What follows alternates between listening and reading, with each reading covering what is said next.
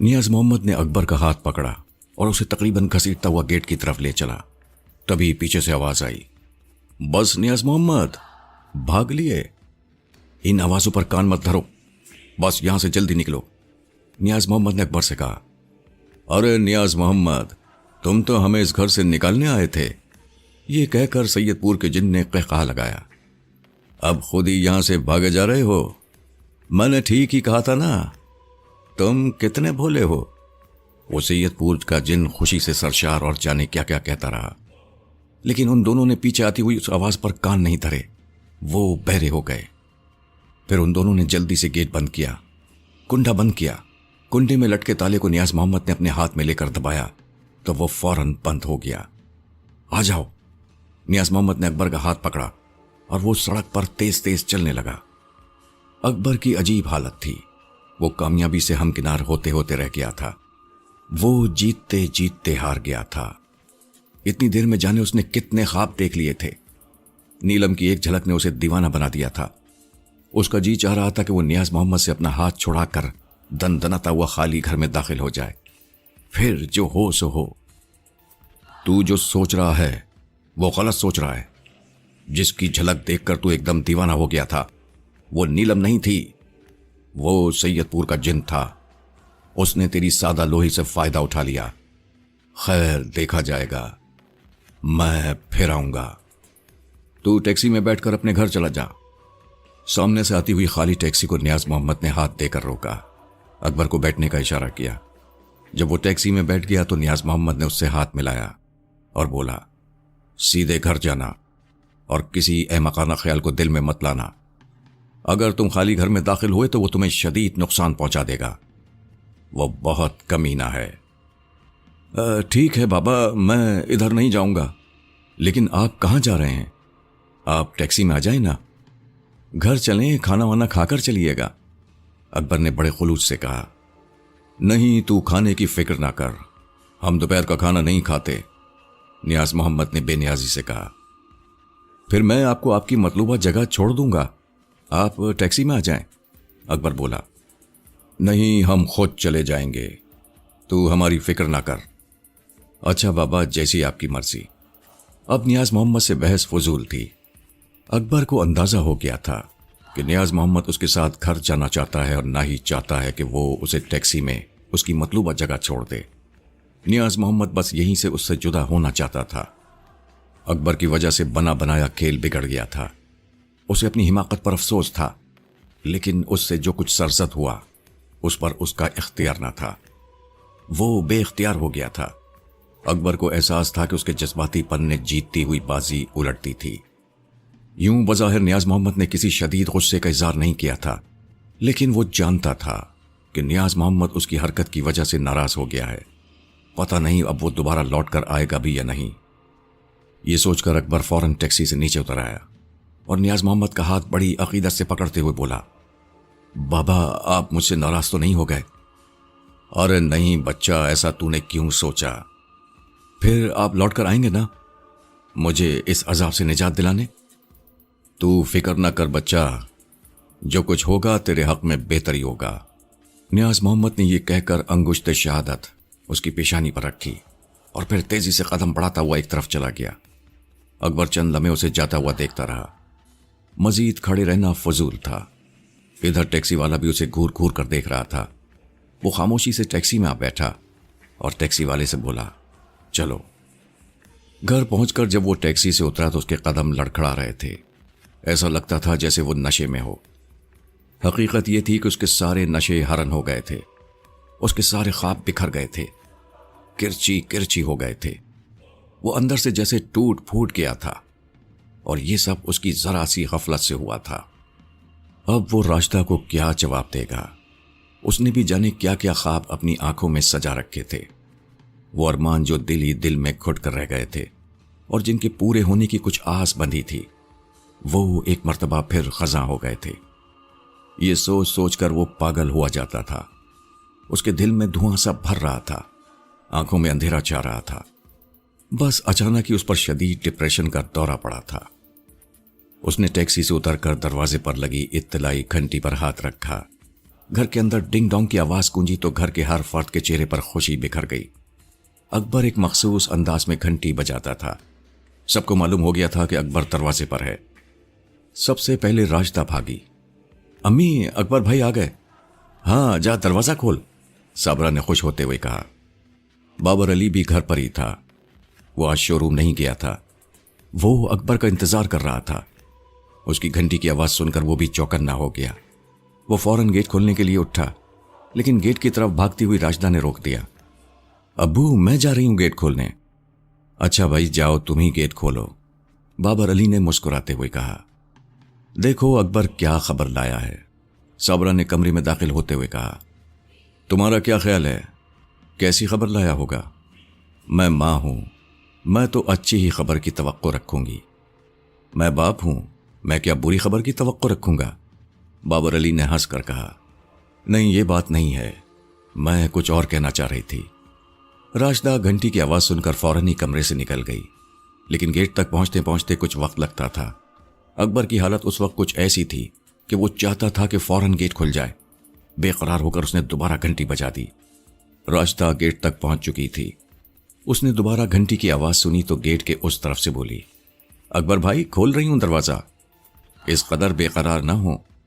اکبر نے ادھر سے کوئی جواب نہ دیا۔ وہ گیٹ کھلنے کا انتظار کرنے لگا۔ راشدہ نے جلدی سے گیٹ کھولا۔ وہ اکبر کا چہرہ دیکھ کر پریشان ہو گئی۔ اکبر کے چہرے پر ہوائیاں اڑ رہی تھیں، آنکھوں میں چمک نہ تھی، وہ بجھی بجھی سی تھی۔ وہ خاموشی سے اندر داخل ہوا۔ کیا ہوا اکبر بھائی؟ راشدہ گیٹ بند کر کے پلٹی۔ اس نے پریشان ہو کر پوچھا۔ اکبر نے بڑی مایوسی اور اداسی سے جواب دیا، کچھ نہیں راشدہ۔ اکبر کے حلق میں جیسے کوئی چیز پھنسنے لگی۔ اس کا گلا روندنے لگا۔ بمشکل اس نے اپنے چھلکتے آنسوؤں پر کنٹرول حاصل کیا، لیکن جب وہ اپنی ماں کے سامنے پہنچا اور ماں نے اپنے بیٹے کی اڑی ہوئی رنگت دیکھ کر بے قراری سے پوچھا، ہائے میرے بیٹے کو کیا ہوا؟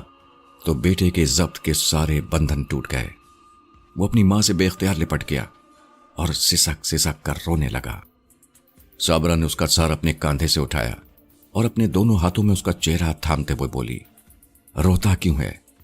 اکبر، حوصلے سے کام لے، جو قسمت میں لکھا ہے اسے ہر قیمت پر بھگتنا پڑے گا۔ آخر ہوا کیا؟ کچھ پتہ تو چلے، بابر علی نے پوچھا۔ جو ہوا ہے وہ اس کے آنسوؤں سے ظاہر ہے، صابرہ نے بابر علی سے مخاطب ہو کر کہا۔ پوچھ لینا، فی الحال اسے آرام کرنے دو۔ ارے راشدہ، جا بھائی کے لیے چائے بنا کر لا، اس میں تھوڑا گلوکوز ڈال دینا، صابرہ نے راشدہ کو ہدایت کی۔ جی اچھا امی، میں ابھی لائی۔ راشدہ فوراً کچن کی طرف لپکی۔ صابرہ اکبر کو بیڈ روم میں لے گئی۔ اس نے اسے آرام سے بیڈ پر لٹا دیا۔ اکبر بیڈ پر لیٹ کر خاموشی سے چھت کو گھورنے لگا۔ خالی گھر سے ناکام ہو کر جب املی والے بابا کا سپاہی نیاز محمد املی والے بابا کے سامنے پہنچا تو املی والے بابا اسے اپنی بڑی بڑی اور سرخ آنکھوں سے چند لمحے گھورتا رہا، پھر ایک دم غصے میں بولا، تجھے ہم نے اس لیے بھیجا تھا کہ تو وہاں سے ناکام ہو کر لوٹے۔ بس جی، غلطی ہو گئی، نیاز محمد گردن چکا کر بولا۔ ویسے میں نے بازی جیت لی تھی، بازی جیت کر آیا ہوتا تو اس وقت تیری گردن چکی نہ ہوتی۔ املی والے بابا نے اس کی بات کاٹی۔ بس جی، وہ لڑکا اس کے فریب میں آ گیا اور حصار سے نکل بھاگا۔ اس میں لڑکے کا کوئی قصور نہیں، تم اس لڑکے کی جگہ ہوتے تو تم بھی یہی کرتے۔ میں پوچھتا ہوں، اس لڑکے کو اپنے ساتھ اندر لے جانے کی کیا ضرورت تھی؟ املی والے بابا نے دریافت کیا۔ بس جی، یہی مجھ سے غلطی ہو گئی، مجھے اکیلے اندر جانا چاہیے تھا، نیاز محمد نے سر جھکا کر جواب دیا۔ ویسے میرا خیال تھا کہ لڑکا سمجھدار ہے، خاموشی سے میرے پیچھے بیٹھا تماشا دیکھتا رہے گا۔ دیکھ لیا نا تماشا، املی والے بابا نے غصے سے کہا۔ وہاں سے سر پر پاؤں رکھ کر بھاگنا پڑا، اس کے سوا کوئی چارہ نہ تھا، نیاز محمد نے آہستہ سے کہا۔ وہ کیسا مذاق اڑاتا ہوگا ہم انسانوں کا؟ نیاز محمد، تو نے ہماری لٹیا ڈبو دی، آخر تو نے اس پر اعتبار کیوں کر لیا؟ املی والے بابا نے غصے اور تعصب سے کہا۔ میں سمجھا وہ واقعی تائب ہو گیا ہے، اس نے سزا سے بچنے کے لیے ہتھیار ڈال دیے ہیں۔ میں نے سوچا اگر خون خرابے کے بغیر معاملہ نمٹ رہا ہے تو میں کیوں خامخواہ اسے سزا دوں؟ ہمارا مقصد تو لڑکی کو اس کے پنجے سے آزاد کرانا تھا، نیاز محمد نے دلیل دی۔ تو پھر کروا لی لڑکی آزاد، इमली वाले बाबा ने तंज भरे लहजे में कहा। बस जी, चूक हो गई, मुझे मुआफ कर दें। नियाज मोहम्मद ने बड़ी आजिज़ी से कहा। मैं तुझे मुआफ नहीं करूंगा, तूने इंसानों की तौहीन की है। हमने तुझे अपना सिपाही बनाकर भेजा था, लेकिन तूने हिमाकत का सबूत दिया। तुझे इस हिमाकत की सजा मिलेगी। हम तुझसे तेरी पेटी छीन लेंगे, तुझे लाइन हाजिर कर दिया जाएगा, तुझसे तेरी बसारत छीन ली जाएगी। अब तू दीवारों के आर पार नहीं देख सकेगा। इमली वाले बाबा ने आग बरसाते लहजे में कहा। नहीं बाबा, मुझे इतनी बड़ी सजा ना दें, मुझसे मेरी ताकतें न छीने। नियाज मोहम्मद लरज उठा। जो ताकत दे सकता है वो ताकत छीनने का भी हक रखता है। ये कहकर इमली वाले बाबा ने पत्थर छोड़ दिया जिस पर वो बैठा था। ये इस बात की अलामत थी कि अब इस मौजू पर कोई बात ना होगी। जो फैसला कर लिया गया है उसे हर सूरत में मानना होगा, कबूल करना होगा। नियाज मोहम्मद ने बिलाखिर इमली वाले बाबा के फैसले के आगे सर झुका दिया। पीर के सामने किसने सर उठाया है? अकबर की अजीब कैफियत थी। उसे किसी सूरत करार न था। उसका दिल किसी फैसले को मानने के लिए तैयार न था। बार बार उसका जी चाहता था कि वो सीधा उठकर खाली घर जाए और सैयदपुर के जिनकी धज्जियां बिखेर दे, लेकिन वो ऐसा कर नहीं सकता था। एक तो नियाज मोहम्मद जाते जाते तंबी कर गया था, दूसरे वो ये बात अच्छी तरह जानता था कि जिनके आगे उसकी हैसियत एक तिनके से ज्यादा नहीं। उसने अपने घर वालों को खाली घर में जो कुछ हुआ था बता दिया। जीती जिताई बाजी हारने का सबको दुख था। राजदा कुछ ज्यादा ही जज्बाती हो रही थी। भाई अकबर, आप थोड़ा सब्र नहीं कर सकते थे? अगर थोड़ा सब्र कर लेते तो इस वक्त नीलम भाभी हमारे दरमियान बैठी होती, राजदा ने कहा। बस राजदा, क्या बताऊं, उस वक्त मैं कुछ ज्यादा ही जज्बाती हो गया था। अकबर बड़े अफसोस से बोला। वैसे बेटे, बुरा हुआ, एक बहुत ही अच्छा मौका हाथ आया था उससे निजात का। अम्मी, अब मैं क्या करूं? क्या इमली वाले बाबा के पास फिर जाऊं? वहां जाने से पहले मामू फुरकान से मिलाओ, उन्हें सारे हालात बताओ, उनसे मशवरा तलब करो। शाम को अकबर जब मामू फुरकान के घर पहुंचा तो वो उसे घर पर नहीं मिले। वो अभी दुकान से नहीं आए थे। उसने सोचा कि घर पर इंतजार करने के बजाय दुकान का रुख करे, लेकिन घर से फौरन ही निकल जाना मुनासिब ना था। वो कुछ देर शमसा और मुमानी रेहाना से गपशप करता रहा। शमसा उठकर किचन में चाय बनाने लगी। अकबर ने उसे रोक दिया। नहीं पुपी जान, शुक्रिया, मैं चाय नहीं पीऊंगा। क्यों भतीजे, ऐसी क्या नाराजी है? चाय नहीं पीनी तो कोल्ड ड्रिंक मंगवा दूं? ऐसी सर्दी में कोल्ड ड्रिंक पिलवाएगी तू अकबर को? मुमानी रेहाना ने मुदाखलत की। चलिए फिर कॉफी बना देती हूं, शमसा ने हंसकर कहा। नहीं भाई, शुक्रिया, अब मैं चल रहा हूं। अकबर ने जाने के लिए पर तोले। देखा अम्मी, अब्बू घर पर नहीं है तो इनसे बैठा नहीं जा रहा है। ये यहां अब्बू से मिलने आते हैं, हमसे नहीं, शमसा ने तंज किया। अरे नहीं, ऐसी तो कोई बात नहीं। अकबर से कोई जवाब न बन पड़ा। तो फिर बैठ जाएं और आज खाना खाए बगैर न जाएं, शमसा ने हंसकर कहा। चलो ठीक है। देखा अम्मी, इन्होंने ठीक भी कैसे मरे हुए लहजे में कहा है, शमसा बोली। अरे लड़की, तू तो हाथ धोकर पीछे पड़ जाती है, मुमानी रेहाना ने उसे डांटा। इस थोड़ी सी नोकझोंक से अकबर को बड़ा फायदा हुआ। दोपहर से उस पर जो डिप्रेशन की कैफियत तारी थी, इससे उसका जहन खुला, कुछ उदासी कम हो गई। तब अकबर ने दुकान पर जाने का इरादा मुलतवी कर दिया और मुमानी रेहाना से पूछा, मामू कब तक आएंगे? बस आने ही वाले होंगे, मुमानी रेहाना ने कहा। क्यों, खैर तो है? कोई खास बात है? हाँ मुमानी जान, खास बात है, उनसे जरा मशवरा करना था। मशवरा? मुमानी रेहाना ने कहा। वो किस सिलसिले में? मुमानी जान, वो जो जिन है ना सैयदपुर का, उसने एक मर्तबा मामू को चोट दी थी। उनके सारे किए कराए पर चंद सेकंड्स में पानी फेर दिया था। उनका वजीफा भी मुकम्मल ना हो सका था। वो महल्ले के एक लड़के रिजवान की शक्ल में आकर उन्हें गलीज पानी से वजू करवा गया था। आज भी कुछ ऐसा ही हुआ। आज भी उसने हमारी आंखों में धूल झोंक दी, अकबर ने कहा। उसी वक्त घर की घंटी बजी। अकबर खुद उठकर दरवाजे पर गया।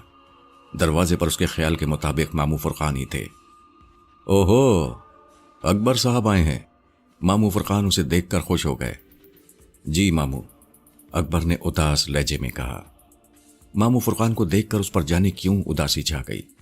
مامو فرقان نے گہری نظر اکبر پر ڈالی اور اندازہ کر لیا کہ کوئی نہ کوئی گڑبڑ ضرور ہے، کچھ نہ کچھ ہوا ہے، اس کمینے نے پھر کوئی نقصان پہنچایا ہے۔ مامو فرقان اس کے کندھے پر ہاتھ رکھ کر اسے اندر لے آئے، اسے محبت سے بٹھایا اور بولے، اکبر کب آئے؟ بس مامو تھوڑی دیر ہوئی ہے، ابو یہ تو جا رہے تھے، انہیں بڑی مشکل سے روکا ہے۔ شمسا چائے کی ٹرے لے کر کمرے میں داخل ہوئی۔ اکبر نے ایک بسکٹ اٹھاتے ہوئے کہا، مامو اس کتاب کا کیا بنا؟ کیا وہ مل گئی تھی؟ وہ مل گئی تھی، مامو فرقان نے بتایا۔ مل گئی تھی سے کیا مراد ہے؟ کیا پھر گم ہو گئی؟ اکبر نے پوچھا۔ گم تو نہیں ہوئی، لیکن ملنا نہ ملنا اس کا برابر ہی ہے، مامو فرقان نے جواب دیا۔ کیوں؟ اکبر کی سمجھ میں بات نہ آئی۔ تمہیں تو معلوم ہی ہے کہ اس کتاب کو ہم نے کتنا ڈھونڈا تھا، لیکن وہ کہیں نہیں ملی تھی۔ اس کی تلاش میں پورا گھر چھان مارا تھا، آخر میں الماری بھی دیکھ لی تھی، مامو فرقان نے کہا۔ پھر کہاں سے ملی؟ اکبر نے بےتابی سے پوچھا۔ اسی الماری سے، مامو فرقان نے بتایا۔ لیکن وہ الماری تو ہم لوگوں نے بہت اچھی طرح دیکھ لی تھی، ایک ایک کتاب نکال کر تلاش کیا تھا، اکبر نے حیرت سے کہا۔ اس وقت نظر نہیں آئی، پھر دوسرے یا تیسرے دن میں نے الماری کھولی تو وہ اوپر ہی رکھی ہوئی تھی، شاید کسی نے بعد میں رکھ دی ہو، مامو فرقان نے بتایا۔ حیرت ہے؟ اکبر واقعی حیرت زدہ تھا۔ اس سے زیادہ حیرت کی بات ایک اور ہے، مامو فرقان بولے۔ وہ کیا؟ اس کتاب میں سے کچھ صفحات غائب ہیں، مامو فرقان نے بتایا۔ ارے نہیں، اکبر نے حیرت سے کہا۔ اور یہ صفحات وہی ہیں جن میں جنات سے متعلق کچھ عملیات درج تھے۔ مامو یہ کیسے ہوا؟ کچھ سمجھ میں نہیں آتا، مامو فرقان نے کہا۔ یا تو یہ ہوا ہے کہ ان صفحات کو کہیں نکال کر میں نے حفاظت سے رکھ دیے ہوں، یا پھر ان صفحات کو کسی نے نکال لیا ہے۔ دوسری بات زیادہ صحیح معلوم ہوتی ہے، اور یہ سید پور کے جن کے علاوہ کسی کی حرکت نہیں۔ ہو سکتا ہے، مامو فرقان نے لاپرواہی سے کہا۔ مامو آج میری ذرا سی غلطی سے وہ بچ گیا، ورنہ اڑ گیا تھا، اکبر نے بتایا۔ وہ کیسے؟ مامو فرقان نے پوچھا۔ میں آپ کو بتاتا ہوں ساری تفصیل، آپ سنیں گے تو آپ کو بھی دکھ ہوگا۔ آخر ہوا کیا؟ مامو فرقان بولے۔ تب اکبر نے املی والے بابا سے ملاقات سے لے کر نیاز محمد کے خالی گھر میں داخل ہونے، جن سے مقابلہ اور پھر نیلم کے ظاہر ہونے تک سارے واقعات پوری تفصیل سے سنا دیے۔ جب اکبر ساری داستان سنا چکا تو کمرے میں کچھ دیر خاموشی رہی۔ مامو فرقان نے نظریں اٹھائیں اور اکبر کی آنکھوں میں دیکھا تو ان کے دل پر چوٹ سی لگی۔ اکبر کی آنکھیں آنسوؤں سے بھری ہوئی تھیں۔ ارے پرواہ نہ کر، مامو فرقان نے بے نیازی سے کہا۔ ایک بار وہ مجھے بھی دھوکہ دے گیا تھا، ایک بار وہ نیاز محمد کو جل دے گیا ہے، آخر وہ کب تک ہم لوگوں کو جل دیتا رہے گا؟ ایک نہ ایک دن پکڑا جائے گا۔ مامو مجھے تو وہ دن کہیں دور دور تک دکھائی نہیں دے رہا، اکبر نے اپنی آنکھیں صاف کرتے ہوئے کہا۔ میں مایوس نہیں ہوا ہوں، مامو فرقان بولے۔ میں خود املی والے بابا سے جا کر ملوں گا۔ ہاں مامو چلیں، املی والے بابا سے ملاقات کر لیں، ہو سکتا ہے کہ وہ آپ کو کوئی عمل بتا دیں۔ وہ آدمی تو کام کے معلوم ہوتے ہیں، ہم وہاں سے کچھ نہ کچھ ضرور لے کر اٹھیں گے، مامو فرقان نے کہا۔ مامو پھر کب چلیں گے؟ اکبر نے پوچھا۔ تم ایسا کرو، کل صبح گاڑی لے کر آ جاؤ، ہم صبح ہی صبح یہاں سے نکل چلیں گے۔ ٹھیک ہے مامو، اکبر نے خوش ہو کر کہا۔ دوسرے دن وہ گاڑی لے کر صبح ہی ان کے گھر پہنچ گیا۔ مامو فرقان اور اکبر نے ناشتہ کیا، پھر وہ دونوں گھر سے نکل گئے۔ ملیر پہنچے۔ اس جنگل کے شروع میں جو ہوٹل تھا وہ کھلا ہوا تھا، ریکارڈنگ جاری تھی۔ ہوٹل کے مالک نے اکبر کو دیکھتے ہی فوراً پہچان لیا اور وہ بولا، اب کیسے آنا ہوا ادھر؟ ہم اندر جا رہے ہیں، یہ میرے دادا ہیں، انہیں لے کر جا رہا ہوں، میری گاڑی کھڑی ہے، ذرا خیال رکھنا، اکبر نے گاڑی کی طرف اشارہ کر کے کہا۔ آپ بے فکر ہو کر اندر جائیں اور پتھر کھا کر واپس آ جائیں، گاڑی آپ کو یہیں کھڑی ملے گی، ہوٹل والے نے ہنس کر کہا۔ جنگل میں کار کے داخل ہونے کی گنجائش نہ تھی، اس لیے گاڑی جنگل کے باہر چھوڑنا پڑی۔ جنگل میں ایک چھوٹی پگڈنڈی تھی جس پر موٹر سائیکل چل سکتی تھی۔ اکبر کے پاس موٹر سائیکل نہ تھی، ورنہ وہ لے آتا۔ موٹر سائیکل وہ طارق سے بھی مانگ سکتا تھا، لیکن اس نے سوچا کہ موٹر سائیکل مانگ کر کیا فائدہ ہوگا، क्योंकि मोटरसाइकिल इमली के दरख्त तक नहीं जा सकती थी। आगे जाकर पत्थरों से भरा रास्ता आ जाता था और उसे पैदल चलकर अबूर करना पड़ता था। जब पैदल ही चलना था तो कुछ दूर के लिए मोटरसाइकिल पर सफर बेकार था। बस यही सोचकर अकबर ने अपनी गाड़ी ले ली थी। ये होटल अच्छे लोगों का नहीं मालूम होता, मामू फुरकान ने जंगल में दाखिल होकर कहा। जी मामू, आप ठीक कह रहे हैं, यहाँ पर बड़ी अजीब अजीब शक्लें दिखाई देती हैं। हमारी गाड़ी तो महफूज रहेगी ना? मामू फुरकान ने खदशा जाहिर किया। जी हाँ, अकबर ने कहा, मैंने इसीलिए होटल के मालिक से गाड़ी का ख्याल रखने को कह दिया है। कोई खतरे वाली बात नहीं है। वो होटल वाला कह रहा था कि बेफिक्र होकर जाएं और पत्थर खाकर आ जाएं। असल में बात यह है कि इमली वाले बाबा ने मुझे सख्ती से मना कर दिया था मैं किसी से इस मुलाकात का जिक्र ना करूं। उनका ख्याल था कि लोग खामखा उन्हें परेशान करेंगे। जब मैं इमली वाले बाबा से बात करके आया तो होटल वाले ने मुझसे पूछा कि मुलाकात हो गई। मैंने गलत बयानी से काम लेते हुए बताया कि मुलाकात नहीं हुई। इमली वाले बाबा ने पत्थर मारकर भगा दिया। जब हम इमली वाले बाबा से मिलने जा रहे थे तो होटल वाले ने मना किया था। उसने कहा था कि इमली वाला बाबा किसी से नहीं मिलता, वो पत्थर मारकर भगा देता है। अब दोबारा जंगल में जाते हुए देखा तो समझ गया कि मैं कहाँ जा रहा हूं। इसीलिए उसने हंसकर कहा कि बेफिक्र होकर जाएं और पत्थर खाकर वापस आ जाएं। चलते चलते वो खासे अंदर निकल आए। अभी तक वो पगडंडी पर चल रहे थे। जब चलते हुए खासी देर हो गई और मामू फुरकान को कोई नहर न दिखाई दी तो वो कुछ परेशान होकर बोले, अकबर, क्या हम सही रास्ते पर जा रहे हैं? जी मामू, रास्ता तो ये ठीक है, अभी हमें मजीद चलना पड़ेगा। चलने की तो खैर कोई बात नहीं, मामू फुरकान ने एतमाद से कहा। मुझे पैदल चलने में मजा आ रहा है, मैं मीलों पैदल चल सकता हूं। डर यह है कि कहीं हम गलत समत में न जा रहे हों।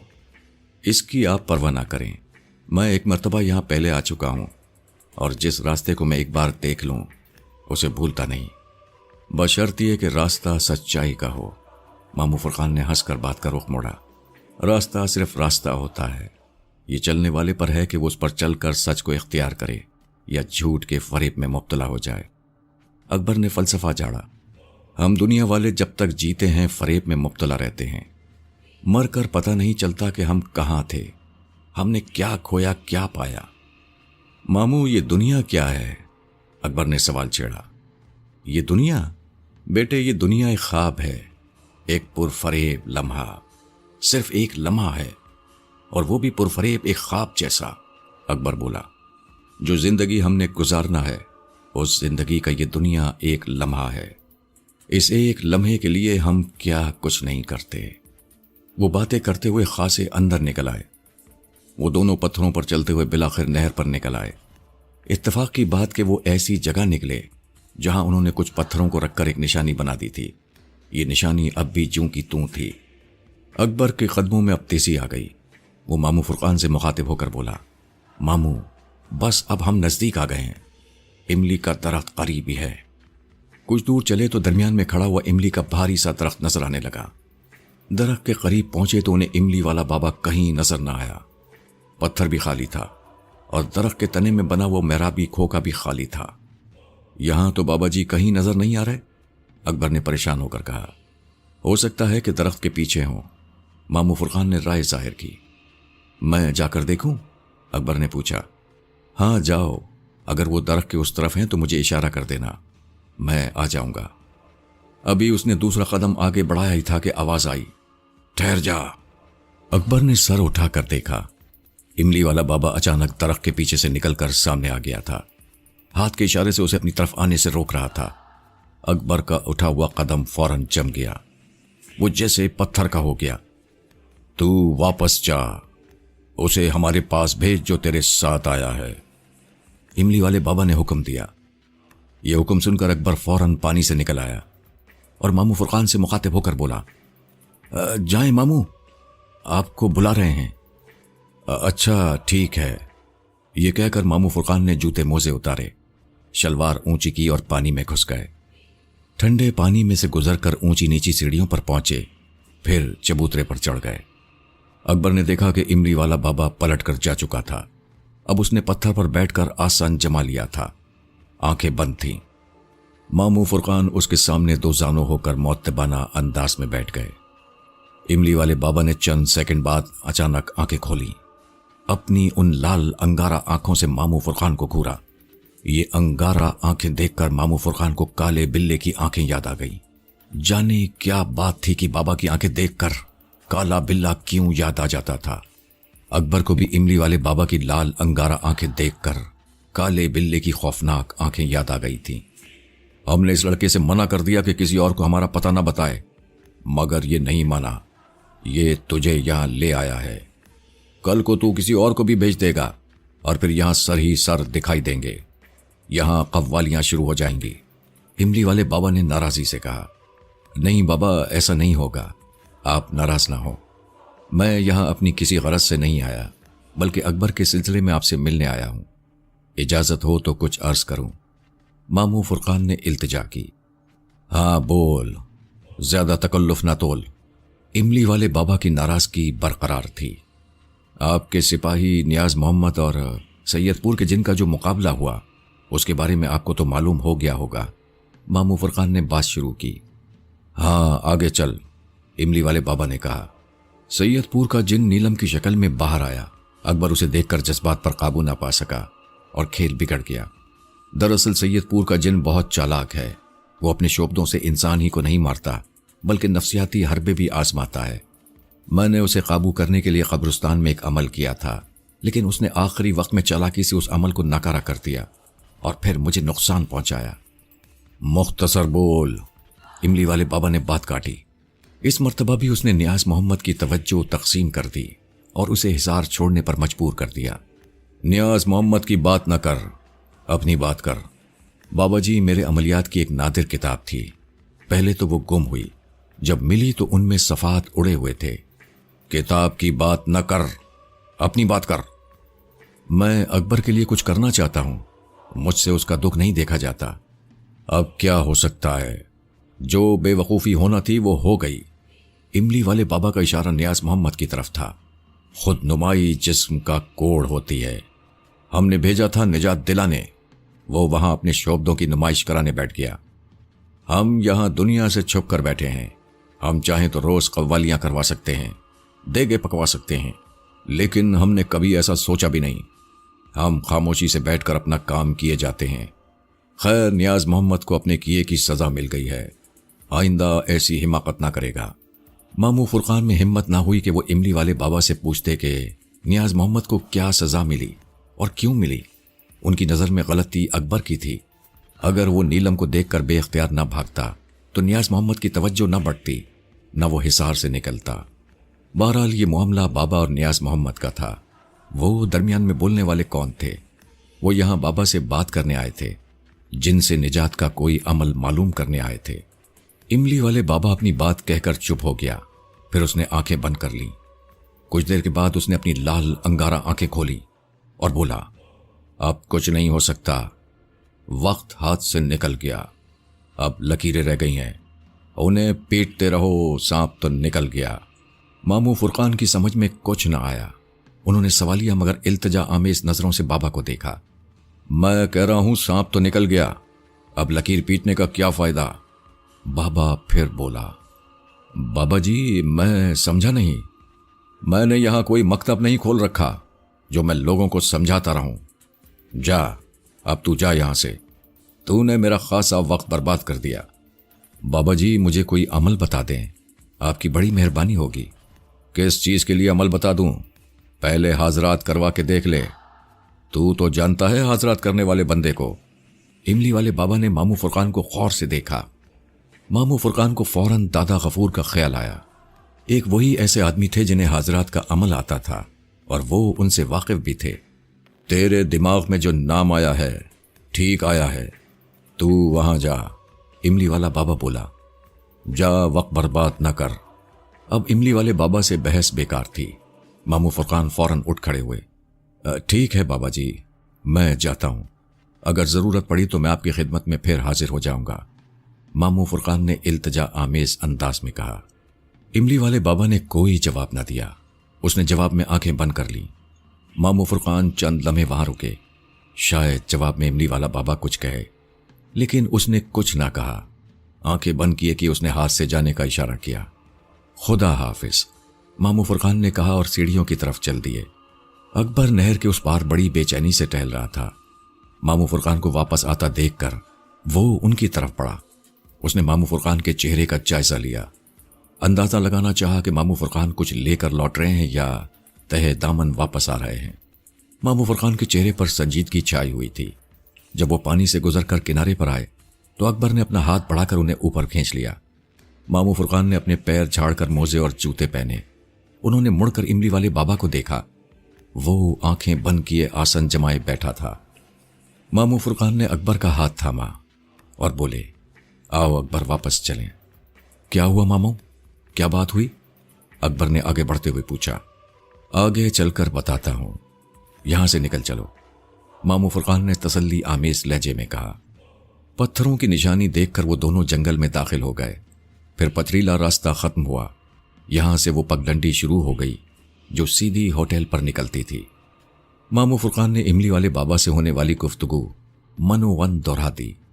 ساری بات سن کر اکبر نے بڑے تعصب سے کہا, نیاز بابا بیچارہ خواہ مارا گیا. ہاں, کچھ سمجھ میں نہیں آئی بات, ماموں فرقان نے الجھتے ہوئے کہا. کھیل تو تمہاری وجہ سے بگڑا تھا. خیر ہوگی کوئی بات. بابا نے نیاز محمد کو بلا وجہ سزا نہ دی ہوگی. ہو سکتا ہے اس نے ان کے حکم کی خلاف ورزی کی ہو. ہم کیا کہہ سکتے ہیں. املی والے بابا نے ساری باتیں الجھا دیں. جب میں آیا تھا تو انہوں نے بڑے صاف صاف باتیں کی تھیں. مجھے تسلی دی تھی. دکھ بھرے دن ختم ہونے کی نوید سنائی تھی. جشن منانے کی باتیں کی تھیں.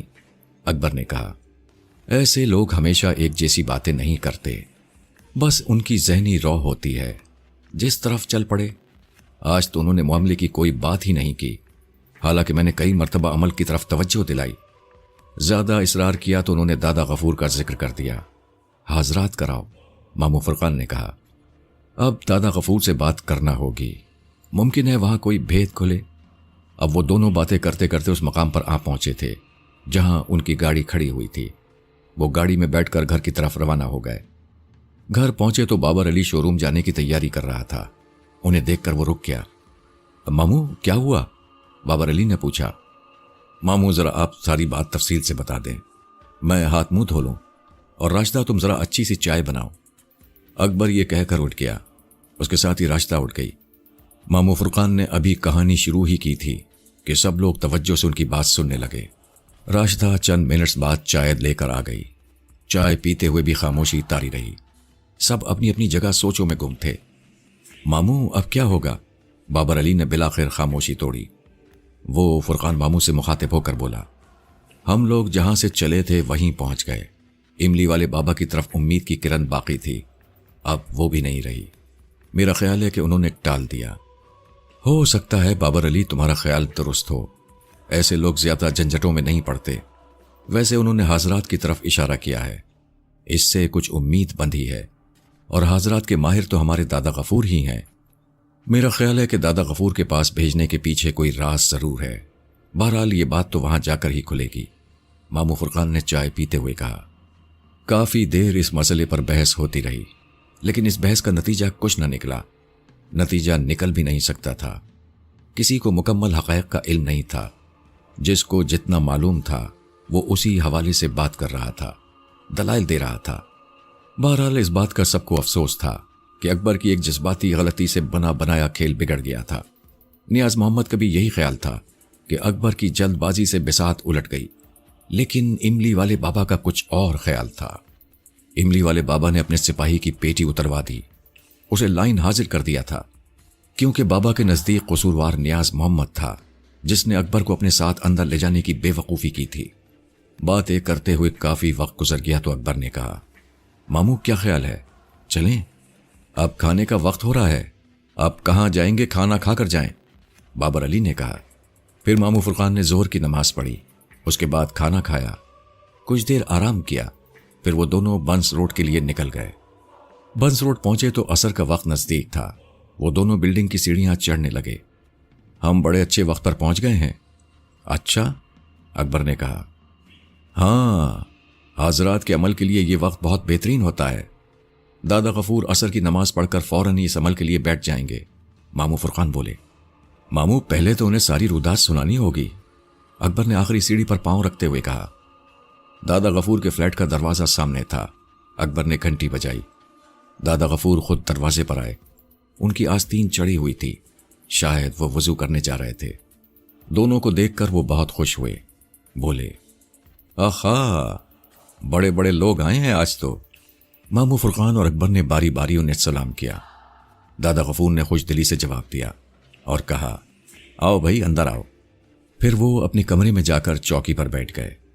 मामू फुरकान ने एक कुर्सी संभाली और अकबर बेड पर बैठ गया। हाँ भाई अकबर, तुम कैसे हो? बस ठीक हूं दादा, अकबर ने धीरे से कहा। और तुम फुरकान? मैं बिल्कुल ठीक हूं, अल्लाह का फजल है। हाँ, कैसे आना हुआ? आप शायद वजू करने जा रहे थे। हाँ, इरादा तो यही था। आप वजू कराएं, मुझे आपसे कुछ बात करना है। उसका पस मंजर समझाने में 10-15 मिनट लगेंगे। तुम अपनी बात करो, मैं वजू कर लूंगा। अभी तो अजान भी नहीं हुई। ठीक है, मैं आपको सारी बात बताता हूं। यह कहकर मामू फुरकान ने सारी रुदात बयान कर दी। दादा गफूर पूरी तवज्जो और खामोशी से सारा किस्सा सुनते रहे। उन्हें नियाज मोहम्मद की नाकामी का सुनकर बहुत दुख हुआ। वो बोले, ये तो बहुत बुरा हुआ। इससे ज्यादा बुरा यह हुआ कि इमली वाले बाबा ने हमें टाल दिया। मेरा ख्याल था कि मैं उनसे कोई अमल वगैरह मालूम कर लूंगा, लेकिन उन्होंने मामले की कोई बात ही नहीं की। जब मैंने अमल का जिक्र किया तो वो बोले, किस चीज के लिए अमल बता दूं? पहले हाजरात करवा कर देखो। तू तो जानता है हाजरात वाले बंदे को।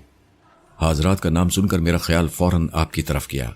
तो वो बोले, तेरे दिमाग में जो नाम आया है वो ठीक है। बस ये आखिरी बात की। उसके बाद हमें अपने पास से भगा दिया। मामू फुरकान ने कहा, बंदा तो पढ़ा लिखा मालूम होता है।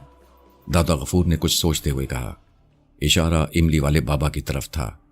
इसमें कोई शक नहीं। मामू फुरकान ने फौरन तस्दीक की। फिर देखते हैं हाजरात करके, दादा गफूर ने कहा, और फिर वजू करने वॉशरूम चले गए। नमाज के बाद दादा गफूर ने शीशे के गिलास में अंदर से पानी मंगवाया, उसे अपने सामने रखा और तस्बीह हाथ में लेकर कुछ पढ़ने लगे। 10-15 मिनट तक कुछ पढ़ने के बाद उन्होंने गिलास अपने नजदीक सरकाया और एक सफेद चादर से खुद को ढांक लिया। चंद मिनट तक दुल्हन बने रहे। उसके बाद उन्होंने चादर सर से उतारकर एक तरफ फेंक दी। उनका पूरा चेहरा पसीने में शराबोर हो रहा था। वो चादर से पसीना पोंछते हुए बोले, फुरकान, मामला गड़बड़ है। क्या मतला अबरालूद है? मामू फुरकान ने पूछा। नहीं, धुआं नहीं है, दादा गफूर ने बताया। तो फिर क्या मामला है? मामू फुरकान बोले। धुआं ना होने के बावजूद कुछ दिखाई नहीं दे रहा। दादा गफूर ने वजाहत की। दादा, आप देख क्या रहे हैं? इस मर्तबा अकबर ने मुदाखलत की। अकबर, तुम, मामू फुरकान ने अकबर से कुछ कहना चाहा, लेकिन दादा गफूर ने हाथ के इशारे से मामू फुरकान को रोक दिया। फिर उन्होंने गहरी नजरों से अकबर को देखा और मुस्कुराकर बोले, मैं सैयदपुर के जिन को देखने की कोशिश कर रहा हूं। मतला साफ होने के बावजूद कुछ नहीं दिखाई दे रहा। फिर तो मामला गंभीर है, मामू फुरकान ने इजहार ख्याल किया। एक मर्तबा और कोशिश करके देखें? चलो ठीक है, एक मर्तबा और कोशिश करके देख लेता हूं। दूध का दूध, पानी का पानी हो जाएगा। दादा गफूर ने यह कहकर एक तस्बीह घुमाई, फिर गिलास को अपने सामने सरकाकर चादर अपने सर पर डाल ली। चंद मिनट बाद जब उन्होंने चादर हटाई तो उनका चेहरा पसीने में नहाया हुआ था। उन्होंने चादर से पसीना पोंछते हुए कहा, वही ढाक के 3 पात। क्या दादा? मैं समझा नहीं। अकबर की समझ में उनकी बात ना आई। मामू फुरकान ने अकबर को फिर कोई तंबीह करना चाहिए, लेकिन इस मर्तबा फिर दादा गफूर ने उन्हें हाथ के इशारे से रोक दिया। उन्होंने मुस्कुराकर गहरी नजरों से देखा और बोले, यानी नतीजा वही 0। फिर दादा? अकबर ने पूछा। फिर यह कि मुझे बताओ कि तुम दोनों कैसे आए हो। मेरा मतलब है टैक्सी, रिक्शा या अपनी गाड़ी से? गाड़ी से, इस मर्तबा मामू ने जवाब दिया। फिर मैं तुम लोगों के साथ चलता हूं, दादा गफूर ने उठते हुए कहा। दादा, कहां जाएंगे? अकबर ने पूछा। भाई, गुलशन चलते हैं, चलकर जरा तुम्हारा घर देख लें, दादा गफूर ने हंसते हुए कहा। यह सुनकर मामू फुरकान का माथा ठनका। दादा गफूर इस कदर आसानी से घर से निकलने वाले ना थे। अब वो फौरन ही गुलशन जाने के लिए तैयार हो गए थे। تو معاملہ ضرور سنگین تھا۔ ماموں فرقان نے ان سے کوئی سوال نہ کیا۔ وہ دادا غفور کے ساتھ خود بھی اٹھ کر کھڑے ہو گئے۔ آئیے چلیں۔ تینوں بلڈنگ کی سیڑھیاں اتر کر فٹ پاتھ پر آئے۔ سامنے ہی گاڑی موجود تھی۔ اکبر نے آگے بڑھ کر ڈرائیونگ سیٹ سنبھال لی اور پھر گاڑی کا پچھلا دروازہ کھول دیا۔ دادا غفور اور ماموں فرقان دونوں ایک ساتھ پچھلی سیٹ پر بیٹھ گئے۔ گاڑی نے گلشن کا راستہ اختیار کیا۔ جب گاڑی خالی گھر تک پہنچی تو اکبر کو خیال آیا کہ گھر کے گیٹ پر تو تالا پڑا ہوا ہے۔ اس کی چابی اس وقت اس کے پاس نہیں تھی۔ اس نے دادا غفور سے مخاطب ہو کر کہا، دادا گیٹ پر تالا ہے اور چابی گھر پر ہے۔ کوئی بات نہیں بیٹے، ایسا کرو ہمیں یہاں خالی گھر پر اتار دو اور خود جا کر چابی لے آؤ۔ بہتر۔ یہ کہہ کر اکبر نے گاڑی خالی گھر کے سامنے روک دی۔ دادا غفور اور ماموں فرقان گاڑی سے اتر گئے۔ میں چابی ابھی لے کر آیا، یہ کہہ کر اکبر نے گاڑی بھگائی۔ گھر پہنچ کر اس نے جلدی جلدی گاڑی کا ہارن دیا اور پھر اتر کر گھنٹی بجائی۔ چند سیکنڈوں کے بعد گیٹ صابرہ نے کھولا۔ صابرہ کو کچھ کہنے سے پہلے ہی اکبر بول پڑا، امی خالی گھر کی چابی لا دیں، جلدی کریں۔ میں تمہیں وہاں نہیں جانے دوں گی، صابرہ نے پریشان ہو کر کہا۔ ارے امی وقت ضائع نہ کریں، دادا غفور اور ماموں میرا وہاں انتظار کر رہے ہیں۔ ماموں اور دادا وہاں موجود ہیں تو میں لائے دیتی ہوں چابی۔ لیکن یہ دادا غفور کس طرح آ گئے؟ وہ تو گھر سے نکلتے ہی نہیں۔ امی یہ باتیں بعد میں، پہلے اندر جا کر چابی لاتے ہیں۔ اچھا لاتی ہوں، یہ کہہ کر صابرہ تیزی سے گھر میں گئی۔ چند ہی سیکنڈز بعد چابی اکبر کے ہاتھ میں تھی۔ اکبر نے چابی جیب میں ڈال کر گاڑی گھمائی اور تیزی سے خالی گھر کی طرف روانہ ہو گیا۔ دادا غفور اور ماموں فرقان اس کے انتظار میں گیٹ پر کھڑے تھے۔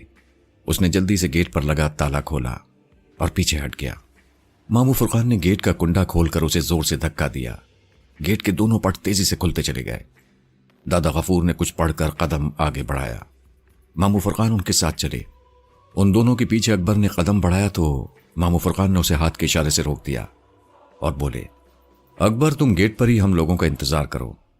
اکبر نے ماموں فرقان کو کوئی جواب نہ دیا۔ اس نے التجا بھری نظروں سے دادا غفور کو دیکھا۔ فرقان ٹھیک کہہ رہے ہیں، تمہارا ہمارے ساتھ جانا مناسب نہیں۔ اس کے بعد وہ دونوں خالی گھر کے احاطے میں داخل ہو گئے۔ اکبر گیٹ پہ کھڑا انہیں خاموشی سے اندر جاتا دیکھتا رہا اور سوچنے لگا، اللہ جانے ان دونوں کا کیا حشر ہونے والا ہے۔ اکبر کو نہیں معلوم تھا کہ دادا غفور یہاں کیوں آئے ہیں، لیکن اسے اتنا تو اندازہ تھا کہ وہ سید پور کے جن کے سلسلے میں ہی یہاں آئے ہیں۔ اس کے دل سے فوراً دعا نکلی، اے اللہ دادا غفور کو اپنے مقصد میں کامیاب کر۔ دادا غفور اور ماموں فرقان جب گھر کے دروازے پر پہنچے تو ماموں نے پیچھے مڑ کر دیکھا۔ اسے دیکھ کر الوداعی انداز میں ہاتھ ہلایا اور پھر ہاتھ کے اشارے سے سمجھایا کہ وہ کھلے گیٹ کو بند کر دے اور باہر کھڑے ہو کر ان کا انتظار کرے۔ اکبر نے اشارہ پاتے ہی گیٹ کے دونوں پٹ بند کر دیے۔ پٹ بند کرنے سے پہلے اس نے خالی گھر کے دروازے پر ایک نظر ڈالی۔ دادا غفور اندر جا چکے تھے۔ ماموں فرقان دروازے میں داخل ہو رہے تھے۔ پھر اس نے گھر کا دروازہ بند ہوتے دیکھا۔ تب اکبر نے بھی گیٹ بند کر دیا اور گیٹ کے ستون سے چپک کر کھڑا ہو گیا۔ اکبر کا دل بڑی تیزی سے دھڑک رہا تھا۔ طرح طرح کے وسوسے پیدا ہو رہے تھے، جانے کیا ہونے والا تھا۔ دادا غفور اور ماموں فرقان گھر میں داخل ہوئے تو وہاں سناٹا طاری تھا۔ فرش پر ریت پڑی تھی۔ کافی عرصے سے اس گھر کی صفائی نہ ہوئی ہو۔ ٹی وی لاؤنج بھائیں بھائیں کر رہا تھا۔ فرش پر قالین تھا، نہ ٹیلی ویژن، نہ ٹرالی اور نہ ٹرالی میں رکھا ہوا VCR۔ ٹی وی لاؤنج بالکل خالی تھا۔ پھر ماموں فرقان نے ڈرائنگ روم کا دروازہ کھولا۔ ڈرائنگ روم بھی بالکل خالی تھا۔ اس کے فرش پر بھی ریت جمی ہوئی تھی۔ ڈرائنگ روم سے نکل کر ماموں فرقان نے کچن کا رخ کیا۔ وہاں بھی کچھ نہ تھا۔ اب ان دونوں نے ایک ایک کمرہ دیکھنا شروع کیا۔ سارے کمرے بھائیں بھائیں کر رہے تھے، سب خالی پڑے تھے۔ بس اب ایک کمرہ دیکھنا باقی رہ گیا تھا اور یہ تھا اکبر کا بیڈ روم۔ ماموں فرقان اس گھر کے چپے چپے سے واقف تھے اور اب تک جو واقعات پیش آئے تھے ان سے بھی آگاہ تھے۔ انہیں معلوم تھا کہ اسی کمرے میں وہ شمع موجود ہے جسے سید پور کے جن نے روشن کیا تھا اور جسے کسی طرح بھی بجھایا نہ جا سکا تھا۔ انہیں معلوم تھا کہ اسی کمرے میں ایک اور شمع موجود ہے جو پگھل پگھل کر ہڈیوں کا ڈھانچہ ہوتی جا رہی تھی۔ وہ تھی نیلم۔ نیلم کا کمرہ کھولنے سے پہلے ماموں فرقان نے دادا غفور کو دیکھا اور آہستہ سے بولے، یہ نیلم کا کمرہ ہے۔ اچھا، تم پیچھے ہٹو، میں دیکھتا ہوں اندر جا کر۔ दादा गफूर ने आगे आते हुए कहा। मैं भी आपके साथ चलूंगा, मामू फुरकान पीछे हटते हुए बोले। दादा गफूर ने गर्दन के इशारे से इस बात में जवाब दिया। उन्होंने कुछ पढ़ना शुरू कर दिया था। उनके होंठ तेजी से हिल रहे थे और तस्बीह के दाने उंगलियों में रक्सां थे। कुछ पढ़ने के बाद उन्होंने बंद दरवाजे पर फूंक मारी और फिर हैंडल पर हाथ रखा। मामू फुरकान को मालूम था कि दरवाजा अंदर से बंद नहीं होगा, नहीं खुलेगा, क्योंकि अब तक की रिवायत यही थी कि सब कमरे खुल जाते थे, लेकिन यह कमरा किसी से ना खुलता था। अगर कोई उसे खोलने या अंदर झांकने की कोशिश करता तो उसका अंजाम बड़ा भयानक होता। मामू फुरकान की उस वक्त हैरत की इंतहा न रही जब दरवाजा हैंडल पर हाथ रखते ही खुलता चला गया। दादा गफूर ने कमरे में दाखिल होने के बजाय दरवाजे को जोर से धक्का दिया। वो दीवार से जा लगा। कमरे में मलकजा सा अंधेरा फैला हुआ था। ये कमरा भी खाली था। मामू फुरकान ने दरवाजे पर खड़े खड़े कमरे में चारों तरफ नजरें घुमाई, लेकिन उन्हें सैयदपुर के जिन की शमा कहीं नजर न आई। कमरे में नीलम भी मौजूद न थी। कमरे में वीरानी फैली हुई थी। ये क्या हुआ? मामू फुरकान हैरान थे। ये जो कुछ हुआ था उनकी तवक्को के खिलाफ हुआ था। नीलम कहां गई? दादा गफूर ने इस बात का कोई जवाब न दिया। उनके चेहरे पर संजीदगी तारी थी। आओ अंदर चलें, दादा गफूर ने कमरे में कदम रखते हुए कहा। मामू फुरकान भी उनके साथ चले। उन्होंने आगे बढ़कर कमरे की सारी बत्तियां रोशन कर दी। कमरे में उजाला फैल गया। वॉशरूम का दरवाजा बंद था। मामू फुरकान ने आगे बढ़कर वो भी खोल दिया। वॉशरूम में कोई न था। दादा गफूर ने कमरे के दरमियान में खड़े होकर कुछ पढ़ना शुरू किया। उनकी नजरें दरवाजे पर थीं। मामू फुरकान भी खामोशी से खुले हुए दरवाजे की तरफ देख रहे थे। दिल में एक धड़का सा था। वो सोच रहे थे कि अब काले बिल्ले की आवाज सुनाई दी कि तब सुनाई दे, लेकिन कुछ न हुआ। हर सू सन्नाटा छाया रहा। दादा गफूर ने पढ़ने के बाद अंगुश्त शहादत अपने सर पर दायरे की शक्ल में घुमाई और गुस्से से बोले, कहां है तू? छुप क्यों गया? सामने क्यों नहीं आता? इस ललकार के जवाब में कोई ललकार सुनाई न दी। मामू फुरकान ने ठंडा और गहरा सांस लिया और दादा गफूर को मुस्कुराकर देखते हुए बोले, क्या वो चला गया? इस घर को छोड़ गया? हाँ, दादा गफूर ने असबात में गर्दन हिलाई। और नीलम कहां है? मामू फुरकान ने सवाल किया। कुछ नहीं कहा जा सकता। कहीं वो उसे अपने साथ तो नहीं ले गया? मामू फुरकान ने खदशा जाहिर किया। मुमकिन है, दादा गफूर ने सोचते हुए फिक्रमंदी से कहा। अगर ऐसा हुआ तो बहुत बुरा होगा। मेरा ख्याल है कि ऐसा हो चुका है। नीलम की गैर मौजूदगी बताती है कि वो उसे अपने साथ ले गया है। इमली वाले बाबा की बात अब समझ में आई। वो क्या? उन्होंने मुझे अमल बताने से आनाकानी की तो उसकी वजह क्या थी? मामू फुरकान ने कहा। अब उनके जुमले का मफहूम भी वाज़ेह हो गया है जो उन्होंने उस वक्त कहा था। वो क्या? दादा गफूर ने पूछा। उन्होंने कहा था कि सांप तो निकल गया, अब लकीर पीटने का क्या फायदा। उन्हें सब मालूम था, इसीलिए उन्होंने अमल बताने से गुरेज किया। मामू फुरकान के चेहरे से परेशानी छलकने लगी। वो बड़े ताज्जुब से बोले, अब मामला और पेचीदा हो गया है। पहले तो यह था कि वो हमारे सामने था, हम उसका कोई ना कोई तोड़ कर सकते थे, लेकिन अब क्या करेंगे? वो यहां से भागा ही इसीलिए है कि हम लोगों ने उसका नाक में दम कर दिया था, उसे सुकून से नहीं रहने दिया था, दादा गफूर ने कहा, और फिर कमरे से बाहर निकल आए। मामू फुरकान ने कमरे की बत्तियां बुझा दी और खामोशी से सर झुकाए वो भी दादा गफूर के साथ साथ आ गए। फिर उनके पीछे चलते हुए आहिस्ता से बोले, क्या आपको पूरा यकीन है कि सैयदपुर का जिन घर छोड़ चुका है? हाँ, अब इसमें क्या शुबा हो सकता है।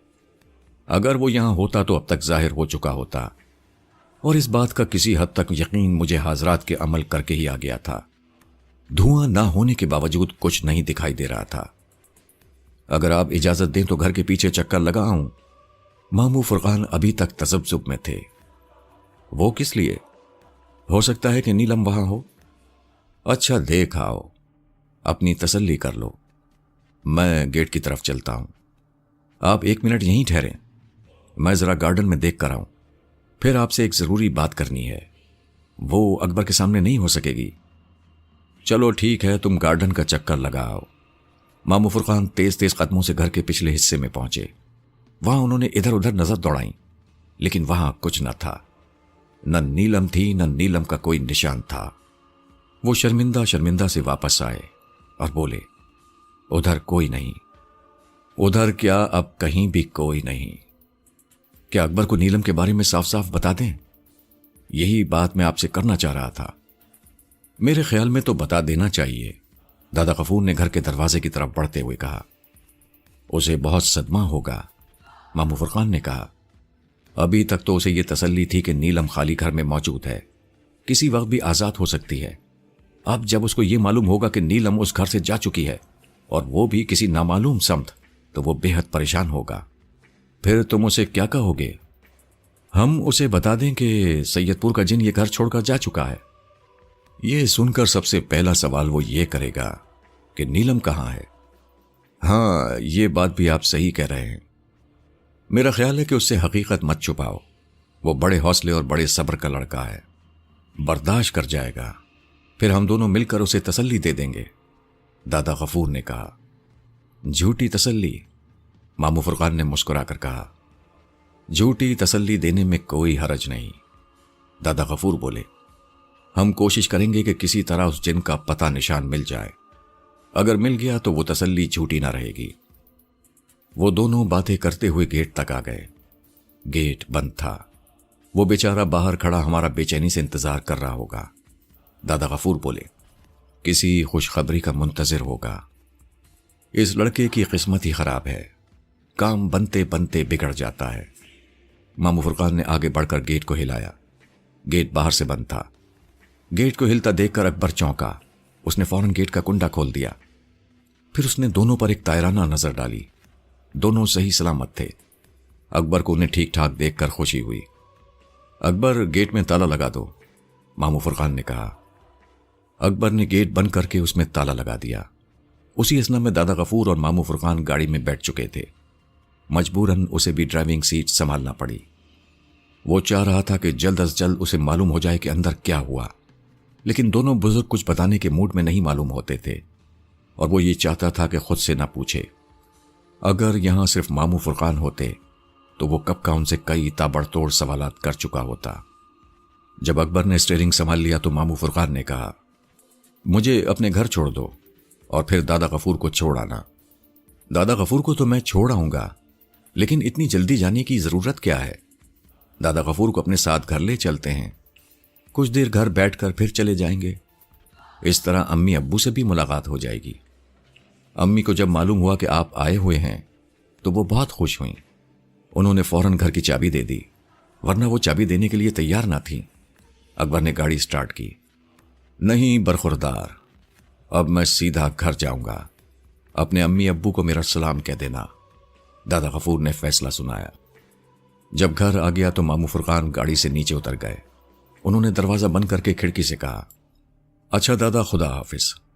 मैं एक आध दिन में आपके पास आऊंगा। आप रास्ते में अकबर को जरा समझा दीजिएगा। अच्छा ठीक है, दादा गफूर ने बड़े इत्मीनान से कहा। फिर अकबर से मुखातिब होकर बोले, चलो मियाँ। जब गाड़ी आगे बढ़ी उस वक्त तक मामू फुरकान घंटी के बटन पर हाथ रख चुके थे। वो जिस बात से परेशान थे वो मसला आसानी से हल हो गया था। सच्ची बात यह थी कि उनमें हिम्मत न थी अकबर से बात करने की, उसे ये बताने की कि नीलम अब खाली घर में नहीं है। दादा गफूर उसे बता भी देंगे और समझा भी देंगे। गाड़ी थोड़ी आगे बढ़ी तो दादा गफूर ने कहा, अकबर मियाँ, जरा गाड़ी रोको। अकबर ने फौरन गाड़ी रोककर सड़क के एक तरफ कर ली और हैरत से दादा गफूर को देखा। खैरियत? हाँ खैरियत है, मैं जरा तुम्हारे पास आ जाऊं। ये कहकर वो गाड़ी से बाहर आए और अगला दरवाजा खोलकर अकबर के बराबर बैठ गए। अब चलो, तुमसे बात करना थी, पीछे बैठ कर ना होती। जी जी फरमाइए। अकबर हमतन गोश हो गया। अकबर, मैं तुम्हें एक अच्छी और एक बुरी खबर सुनाना चाहता हूं, सुन लोगे? जी बिल्कुल, अकबर ने गाड़ी की रफ्तार बढ़ाते हुए कहा। जो अच्छी खबर है वो भी बुरी खबर के अंदर दब गई है, इसलिए खासे हौसले की जरूरत है। मैं तुम्हें एक समझदार और बड़े हौसले का लड़का पाता हूं। तुमने अब तक जिस बुर्दबारी का मुजाहरा किया है वो तुम्हारा ही हिस्सा है। समझदार भी हो, अक्लमंद भी, और साबिर और शाकिर भी। दादा शुक्रिया, आप जो कहना चाहते हैं इत्मीनान से कहें। अकबर ने बज़ाहिर इत्मीनान से कहा, लेकिन अंदर से उसका इत्मीनान उड़ गया था। तुमको कुछ अंदाजा है कि मैं खाली घर में क्यों गया था? दादा गफूर ने सवाल किया। जी नहीं, अकबर ने फौरन जवाब दिया। मैं उस खाली घर में एक बात की तस्दीक करने गया था, दादा गफूर ने बताया। किस बात की? अकबर ने पूछा। हाज़रात करने पर मुझे कुछ ऐसा महसूस हुआ था जैसे जिन ने इस घर को छोड़ दिया हो। फिर दादा? अकबर ने बड़े जोश से कहा। जब मैं और फुरकान खाली घर में दाखिल हुए तो हमें यकीन हो गया कि सैयदपुर का जिन इस घर को खाली कर गया है, दादा गफूर ने बताया। वाकई दादा? अकबर ने खुशी का इजहार किया। वो घर बिल्कुल खाली हो गया है।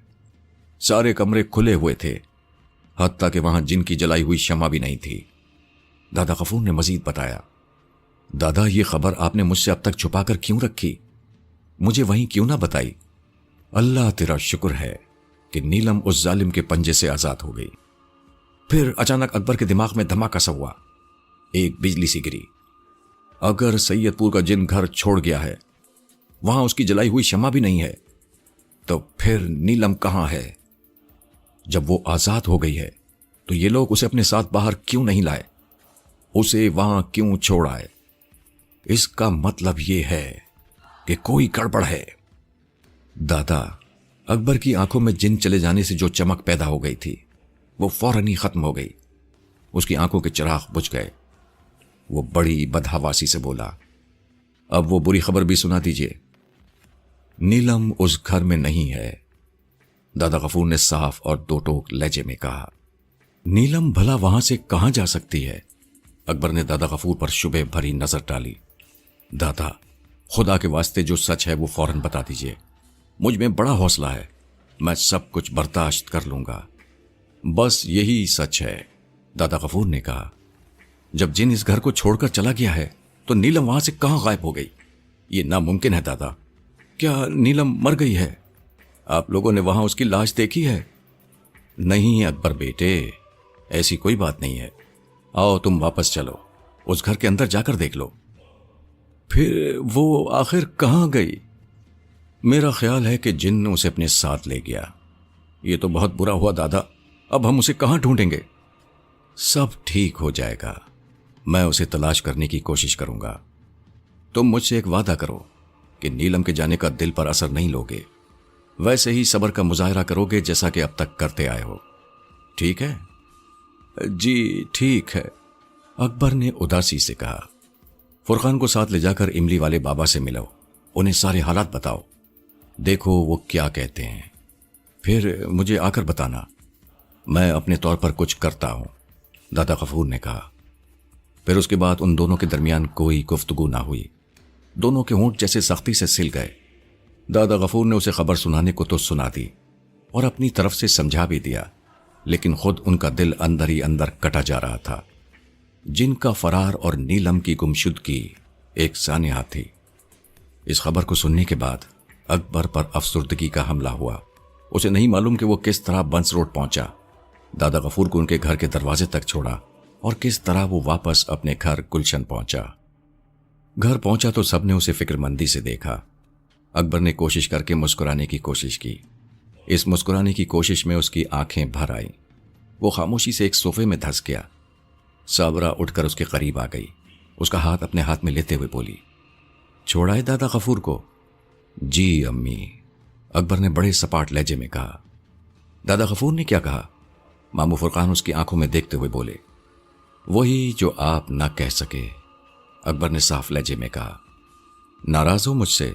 मामू फुरकान उठकर उसके दाएं जाने बैठ गए। नहीं, मैं किसी से नाराज नहीं। हाँ, अलबत्ता तकदीर मुझसे जरूर नाराज है। परेशान मत हो बेटा, सब ठीक हो जाएगा। साबरा ने उसका हाथ दबाया। अम्मी, अब मुझे लगता है कि कुछ ठीक नहीं होगा, अकबर ने मायूसी से कहा। अकबर भाई हौसला रखें, राशिदा बोली। बेटा इस तरह हिम्मत हारोगे तो किस तरह काम चलेगा, बाबर अली ने कहा। दादा गफूर ने कोई मशवरा दिया? मामू फुरकान ने पूछा। وہ کہہ رہے تھے کہ میں آپ کو لے کر املی والے بابا سے ملوں، اکبر نے بتایا۔ ٹھیک ہے، پھر ہم دونوں صبح ادھر چلیں گے۔ اچھا، اکبر نے مختصر سا جواب دیا۔ وہ کچھ سوچ رہا تھا۔ اصل میں اب تک اس نے جن کے فرار اور نیلم کی گمشدگی کو دل سے قبول نہیں کیا تھا۔ سوچتے سوچتے ایک خیال اس کے دل میں آیا۔ اس خیال کے آتے ہی وہ اپنی ماں سے مخاطب ہوا۔ امی، گھر کی چابیاں کہاں ہیں؟ چابی تو تمہارے پاس ہی ہے بیٹا۔ امی، وہ تو صرف گیٹ کے تالے کی چابی ہے، میں کمروں کی چابیاں مانگ رہا ہوں۔ الماری کی دراز میں پڑی ہیں، لاؤں؟ ہاں امی۔ کیا کرو گے؟ ماموں فرقان نے پوچھا۔ ماموں، میں خالی گھر تک جاؤں گا، تمام کمروں کے تالے بند کر کے دیکھوں گا۔ اگر وہ سارے تالے بند ہو گئے تو سمجھوں گا کہ وہاں اب کوئی نہیں ہے، کیونکہ جب ہم نے گھر خالی کیا تھا تو دروازے کا ایک بھی تالا باوجود کوشش کے بند نہیں ہو سکا تھا۔ ٹھیک ہے، تم جا کر تالے بند کراؤ، پورا گھر کھلا ہوا ہے، ماموں فرقان نے کہا۔ راشدہ نے لا کر چابیوں کا گچھا اس کے ہاتھوں پر رکھا اور بولی، اکبر بھائی، آپ وہاں اکیلے جائیں گے؟ اکیلے جانے میں کیا ہے جب وہاں کوئی ہے ہی نہیں، اکبر افسردگی سے بولا۔ ماموں کو ساتھ لے جاؤ یا کہو تو میں چلوں، بابر علی نے کہا۔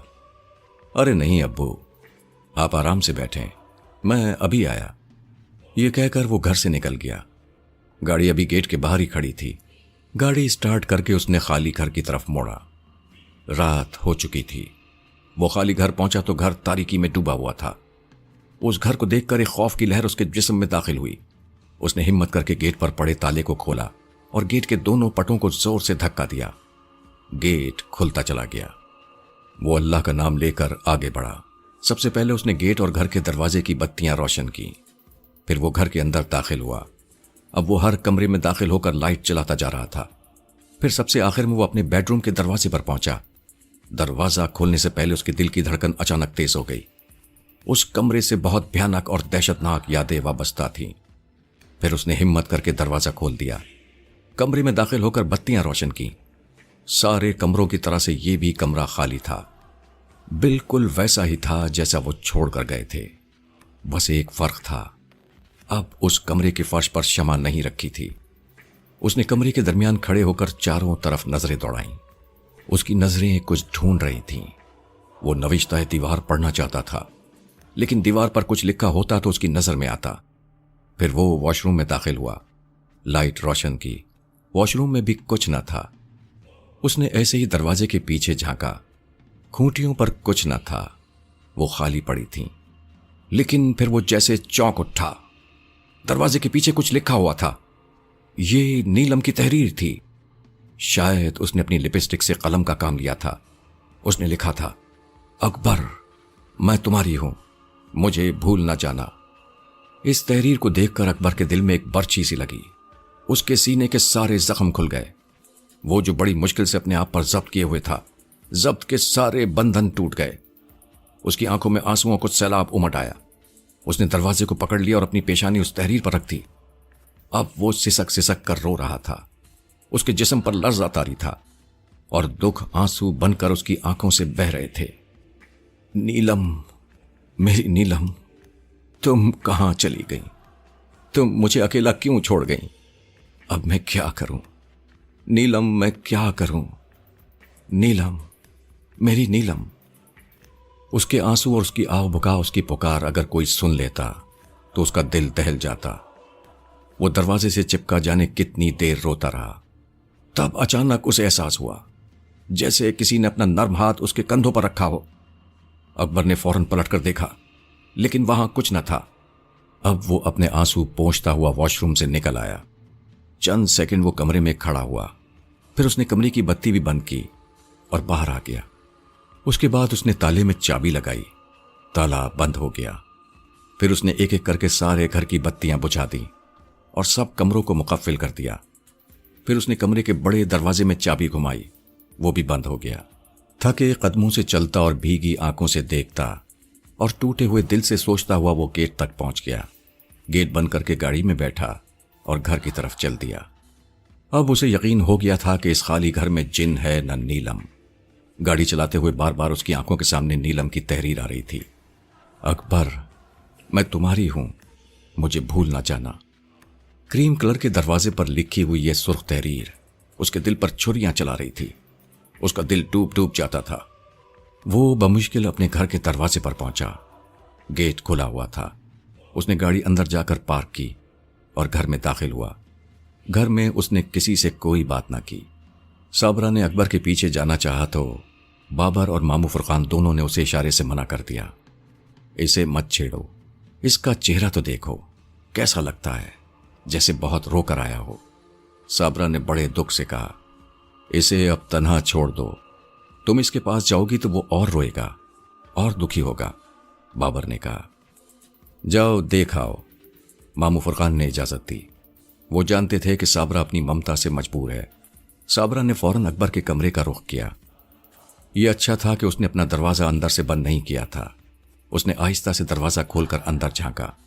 اکبر نے اپنے جوتے بھی نہیں اتارے تھے۔ وہ بیڈ پر چت لیٹا چھت کو گھور رہا تھا۔ بہت گہری سوچ میں تھا۔ بیٹا فکر کیوں کرتے ہو؟ صابرہ نے اسے تسلی دی۔ ہاں امی کمرے سے شمع بھی غائب تھی۔ اکبر نے کہا، امی مجھے اس گھر میں نیلم کا ایک پیغام ملا ہے۔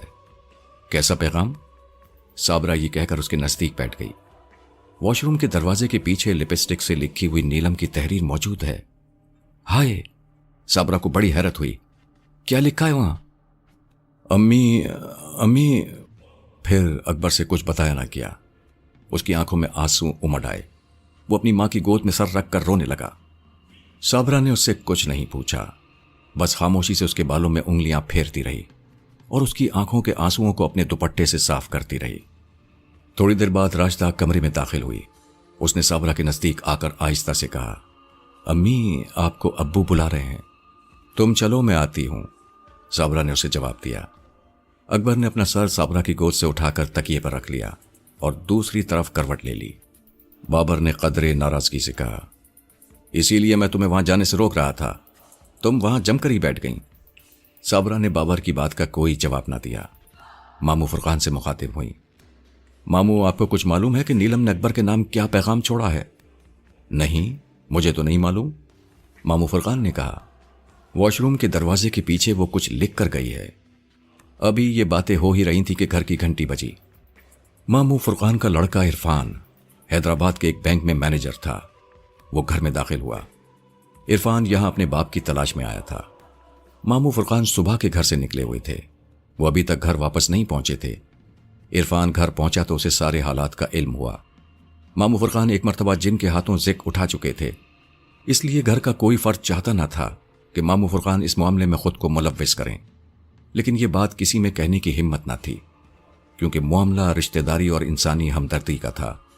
ممانی ریحانہ خاموشی رہتی تھیں۔ ویسے وہ جانتی تھیں کہ مامو فرقان ضد کے کس قدر پکے ہیں۔ ایک مرتبہ جو دل میں سما جائے اسے کر کے ہی چھوڑتے تھے۔ عرفان کچھ مامو فرقان کے سامنے بول دیا کرتا تھا۔ وہ جب بھی حیدرآباد سے آتا، فون کرتا یا وہاں سے خط لکھتا، اپنے باپ کو اس معاملے میں تنبیہ کا ایک آدھ جملہ ضرور لکھ دیتا یا بول دیتا تھا۔ آج بھی جب اسے معلوم ہوا کہ مامو فرقان مہم پر نکلے ہوئے ہیں تو دل ہی دل میں وہ بہت گڑھا، لیکن اس نے ممانی ریحانہ کے سامنے اس کا اظہار نہ کیا۔ گلشن کے اس گھر میں فون نہ تھا، اس لیے اس کے سوا کوئی چارہ نہ تھا کہ گھر جا کر خیریت معلوم کی جائے۔ ممانی ریحانہ خاصی پریشان ہو رہی تھیں۔ ان کا پریشان ہونا بھی وجہ تھا۔ عرفان کو دیکھ کر مامو فرقان مسکرائے اور بولے، تمہاری امی سے صبر نہ ہو سکا؟ ابا آپ کو دیر بھی تو بہت ہو گئی ہے، عرفان نے مؤدبانہ لہجے میں کہا۔ اکبر کو جب معلوم ہوا کہ عرفان آیا ہے تو وہ اپنے کمرے سے اٹھ کر چلا آیا۔ اکبر کو دیکھ کر عرفان حیرت زدہ رہ گیا۔ اکبر تم یہاں ہو؟ عرفان کی حیرت کا اکبر نے کوئی خاص نوٹس نہ لیا۔ وہ اپنے غم میں مبتلا تھا۔ دھیرے سے بولا، اور مجھے کہاں ہونا چاہیے تھا؟ شبہ تو مجھے امی کی بات سے ہو ہی گیا تھا، لیکن اب تمہیں یہاں دیکھ کر شبہ یقین میں تبدیل ہو گیا ہے۔ عرفان نے بڑے پر یقین لہجے میں کہا۔ بھائی عرفان کیا ہوا؟ آپ کو کس بات کا یقین ہو گیا؟ راشدہ نے مسکراتے ہوئے کہا، میں نے آج اکبر کو حیدرآباد اسٹیشن پر دیکھا تھا، نیلم کے ساتھ۔ عرفان نے بالآخر حیران کرنے والی خبر سنائی۔ یہ خبر واقعی بڑی دھماکہ خیز تھی۔ سب کے سب چونک گئے اور حیرت سے عرفان کو دیکھنے لگے۔ تم نے اکبر کو نیلم کے ساتھ دیکھا تھا؟ مامو فرقان نے دوبارہ تصدیق چاہی۔ جی ابا، عرفان نے بڑے یقین سے کہا۔ پوری بات تفصیل سے بتاؤ۔ बाबर अली ने बेचैन होकर कहा। मैं हैदराबाद से कराची हमेशा अपनी गाड़ी में आता हूं। आज गाड़ी खराब थी। मैंने सोचा बहुत दिन से ट्रेन से सफर नहीं किया है, आज ट्रेन से सफर किया जाए। स्टेशन पहुंचा तो मेरी गाड़ी आने में देर थी। मैं प्लेटफॉर्म पर इधर उधर टहलने लगा। इतने में कराची से आने वाली एक गाड़ी प्लेटफॉर्म पर रुकी। मैं जहां खड़ा था वहां फर्स्ट क्लास का डब्बा था। गाड़ी रुकते ही मेरी नजर नीलम पर पड़ी। वो बर्थ पर बैठी थी और उसकी नजरें ऊपर थीं। शायद वो खिड़की खोलने वाले को देख रही थी। फिर मुझे खिड़की में अकबर का चेहरा नजर आया। नीलम की शक्ल देखते ही मैं खिड़की की तरफ बढ़ चुका था। जब मैंने अकबर को खिड़की से झांकते देखा तो मैंने उसे आवाज दी। अपना नाम सुनकर उसने एक मर्तबा मेरी तरफ देखा। वो आंखें देखकर मैं एक लम्हे को ठिठक गया। वो इंसानी आंखें नहीं थीं, और मैं यकीन से कह सकता हूं कि किसी बिल्ले की आंखें थीं। उस वक्त क्योंकि मुझे यकीन था कि मैं अकबर को अपने सामने देख रहा हूं, इसलिए मैंने उसकी आंखों पर इतना गौर नहीं किया। लेकिन अब जबकि मुझे यह यकीन हो गया है कि वो अकबर नहीं था, तो वो आंखें अपने तमाम इसरार के साथ मेरे सामने हैं। बहरहाल अकबर ने अपना नाम सुनते ही फौरन खिड़की गिरा ली। मुझे बड़ी हैरत हुई, कुछ गुस्सा भी आया कि यह अकबर ने क्या किया। मेरी तरफ देखकर भी खिड़की बंद कर ली।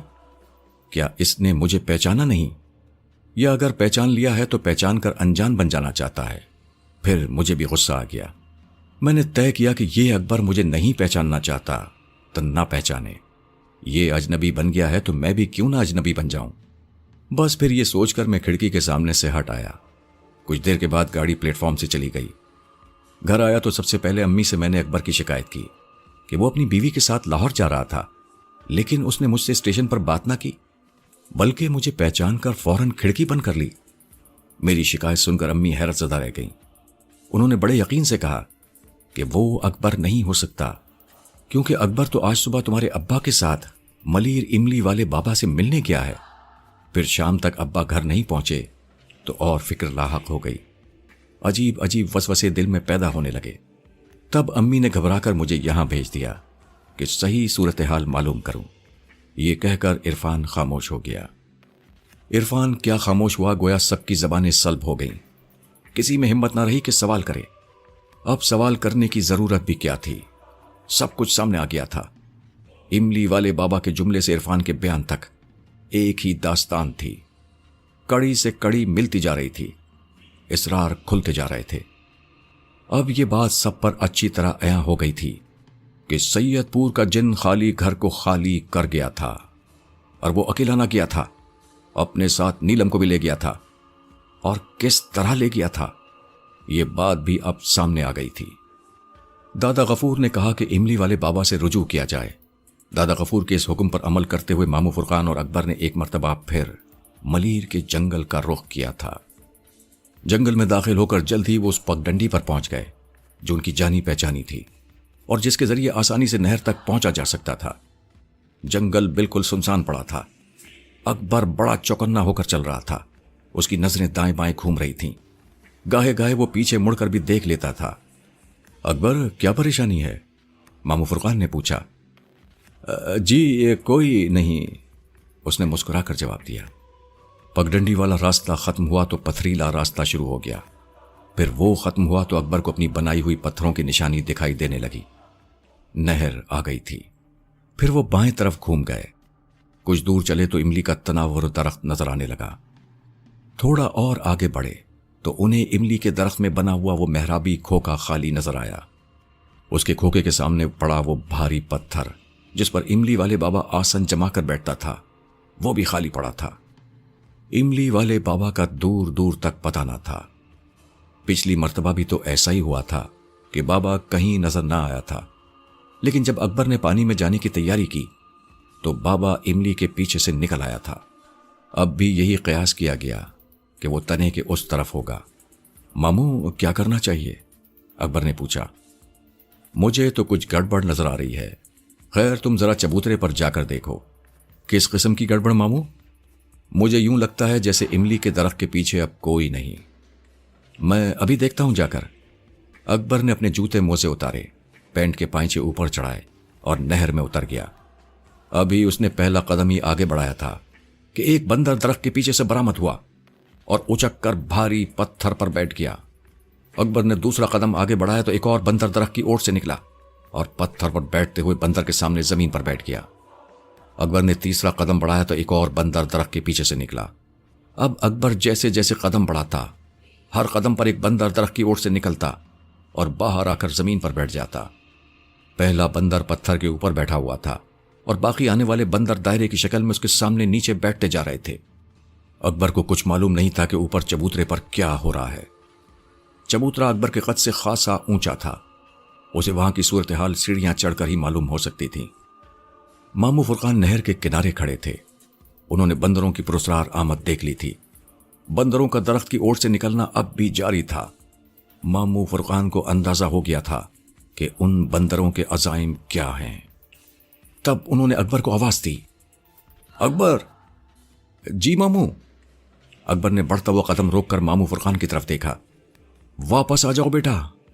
क्यों मामू? जो मुझे नजर आ रहा है वो तुम्हें नजर नहीं आ रहा। बहस मत करो, फौरन पलट कर आओ। इस मर्तबा मामू फुरकान की आवाज में कोई ऐसी बात थी कि अकबर के बढ़ते हुए कदम रुक गए। वो जल्दी से नहर से निकल आया और जब उसने किनारे पर चढ़कर दरख्त के नीचे देखा तो उसकी आंखें हैरत से फैल गईं। अरे मामू, ये इतने सारे बंदर कहां से आ गए? बस अब वापस चलो, मामू फुरकान ने तंबीह की। लेकिन मामू, अकबर ने कुछ कहना चाहा। यह लेकिन वेकिन का वक्त नहीं है।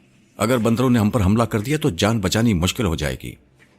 मामू फुरकान ने अकबर का हाथ पकड़ा और उसे जंगल की तरफ खींचने लगे। फिर जब वो बंदरों की जद से निकल आए तो मामू फुरकान ने उसका हाथ छोड़ दिया। ये सब क्या था मामू? अकबर ने पूछा।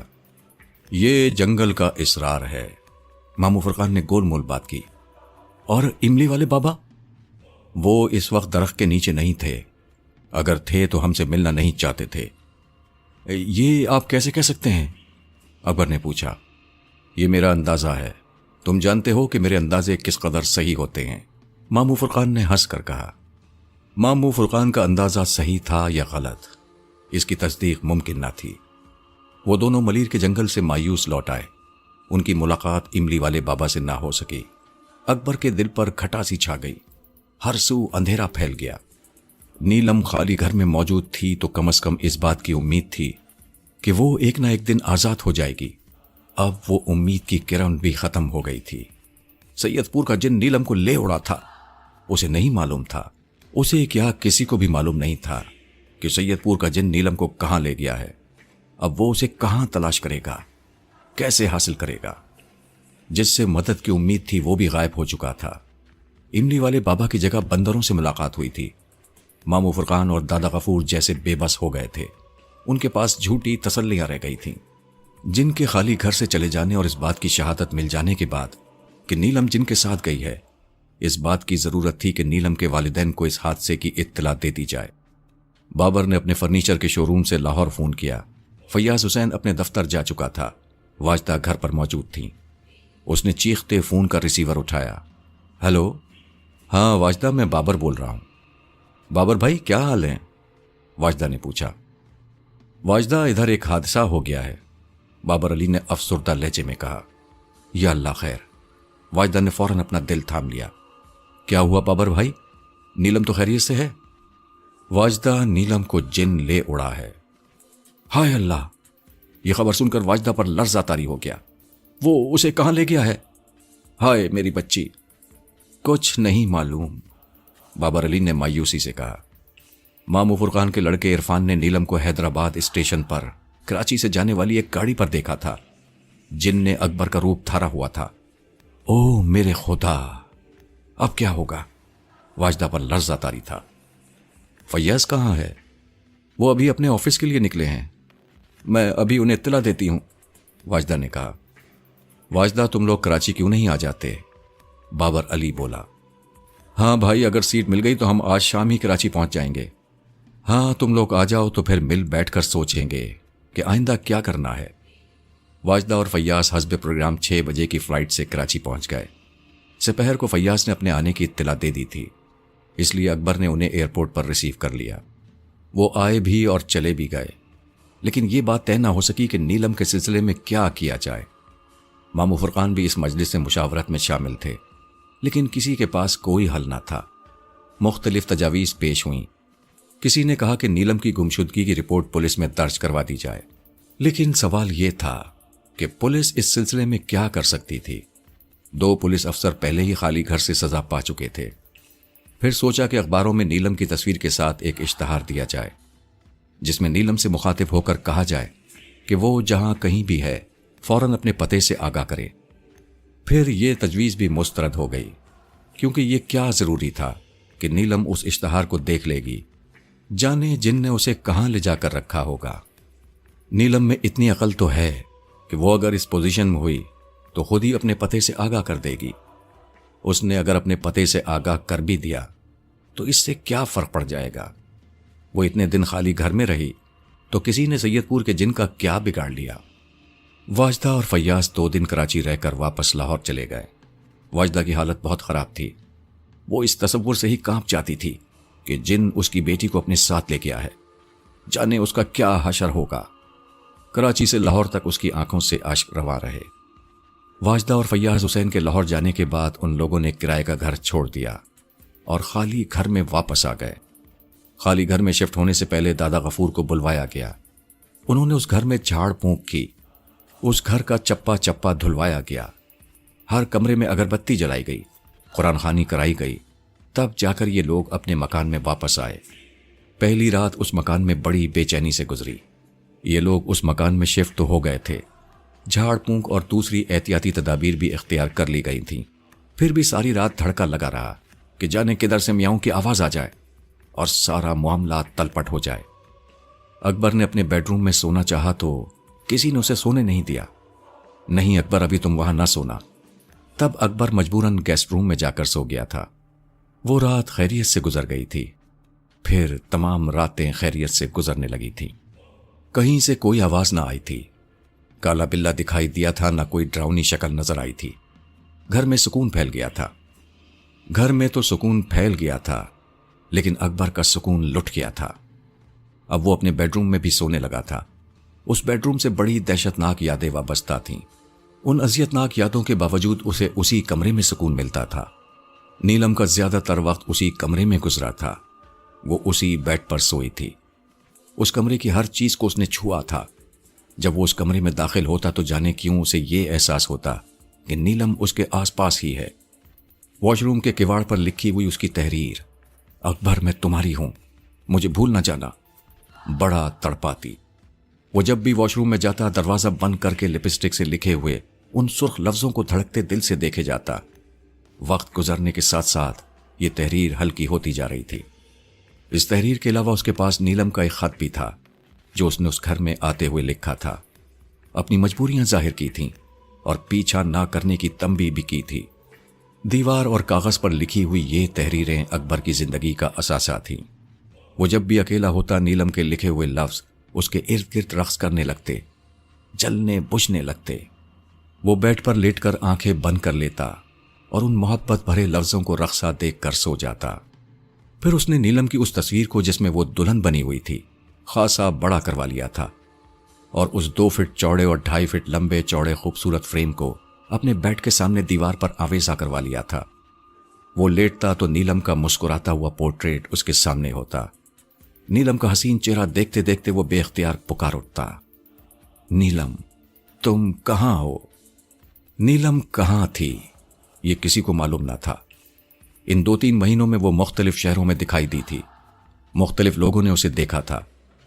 کراچی سے گئے ہوئے نیلم کو ابھی 1 ہفتہ ہوا تھا۔ یہ اس وقت کی بات ہے جب سید پور کا جن سب سے پہلے اسے اس کے شہر لے کر پہنچا تھا۔ نیلم اس شہر میں پلی بڑی تھی، جوان ہوئی تھی۔ اس کے یہاں والدین تھے، ڈھیر ساری سہیلیاں تھیں۔ سمن آباد کا وہ گھر جس کے آنگن میں اس نے پاؤں پاؤں چلنا سیکھا اور اسی آنگن سے ڈولی میں بٹھایا گیا۔ اسکول، کالج، بچپن کی معصوم شرارتیں، جوانی کی شوخیاں، یہاں کیا نہیں تھا۔ اس شہر کی پلیٹ فارم پر قدم رکھا تو وہ جھوم سی گئی۔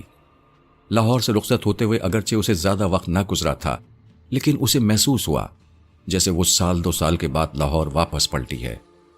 بے شمار یادوں نے اسے آ گھیرا، ہر طرف سے خوشبوئیں سی آنے لگیں۔ پلیٹ فارم پر اتر کر اس نے سید پور کے جن کی طرف دیکھا۔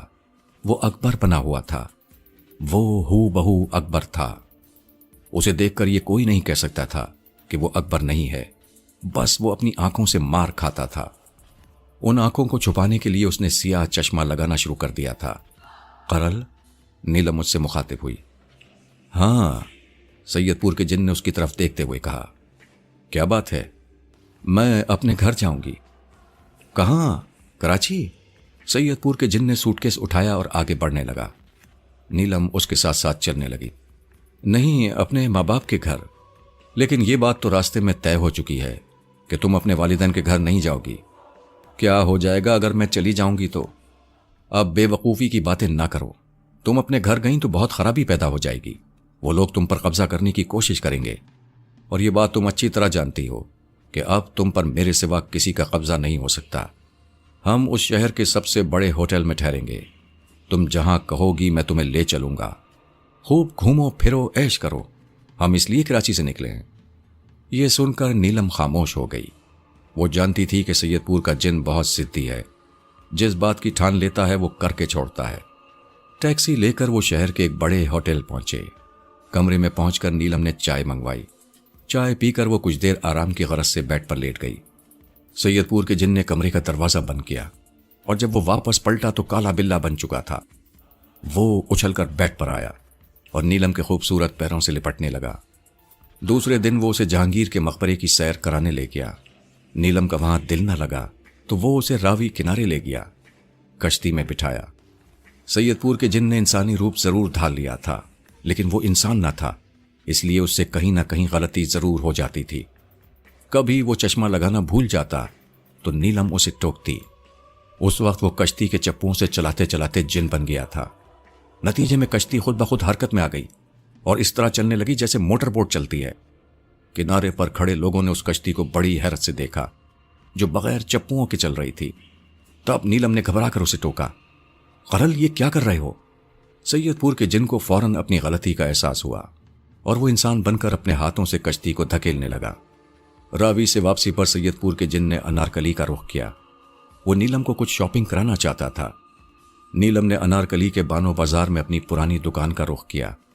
ये कपड़े की बहुत बड़ी दुकान थी। वाजदा हमेशा यहीं से कपड़ा खरीदती थी। उस दुकान का मालिक रियाज उससे अच्छी तरह वाकिफ था। नीलम ने कुछ सोचकर ही उस दुकान का रुख किया था। नीलम दुकान में दाखिल हुई तो दुकान का मालिक रियाज उसे देखकर बहुत खुश हुआ। आइए नीलम बीबी। अच्छा, साहब भी साथ हैं? फिर रियाज ने सैयदपुर के जिन को सलाम किया और हाथ मिलाने के लिए आगे बढ़ाया। सैयदपुर के जिन ने बड़ी खुश इखलाकी से उसके सलाम का जवाब दिया, लेकिन पतलून की जेब से अपना हाथ ना निकाला। तब रियाज ने झेंप कर अपना हाथ पीछे कर लिया और नीलम से मुखातिब हुआ। आप कब आई नीलम बीबी? मैं कल आई हूं। और सुनाएं, आप कैसे हैं? मैं बिल्कुल ठीक हूं। कल ही तो बेगम साहिबा से फोन पर बात हुई है। उनके मतलब का कपड़ा आया हुआ है, इसलिए मैंने उन्हें फोन किया था कि आकर देख जाएं। उन्होंने आज आने का वादा भी किया है, लेकिन बेगम साहिबा ने आपका जिक्र नहीं किया। भूल गई होंगी। नीलम ने यह कहकर सैयदपुर के जिन की तरफ देखा, जो बुद्ध बना कुर्सी पर बैठा था। आपको क्या दिखाऊं बीबी? रियाज बोला।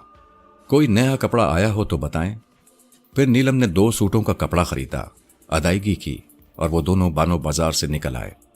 बाजार की एक गली से ये दोनों बाहर निकले तो दूसरी गली से वाजदा और फैयाज दाखिल हुए।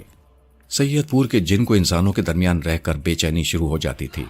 अंदर गली में खासा रश था। उसकी हालत बहुत खराब होने लगी। उसने जल्दी से नीलम का हाथ थामा और तेजी से माल रोड की जानिब निकल गया। फिर टैक्सी पकड़कर होटल का रुख किया। सैयदपुर का जिन नीलम को हर तरह से खुश रखने की कोशिश कर रहा था। उसने लाहौर का चप्पा चप्पा उसे दिखाया था। वो जगहें भी दिखाई थीं जिन्हें उसने लाहौर में रहते हुए पहले कभी नहीं देखा था। नीलम के मुंह से निकला हुआ लफ्ज हुक्म का दर्जा रखता था। वो जरा भी ख्वाहिश करती सैयदपुर का जिन फौरन उसकी फरमाइश पूरी कर देता, लेकिन नीलम के दिल की कली फिर भी ना खिलती। बस वो उसका दिल रखने के लिए मुस्कुरा देती। कराची से निकले हुए और लाहौर में रहते हुए 1 हफ्ता हो गया था।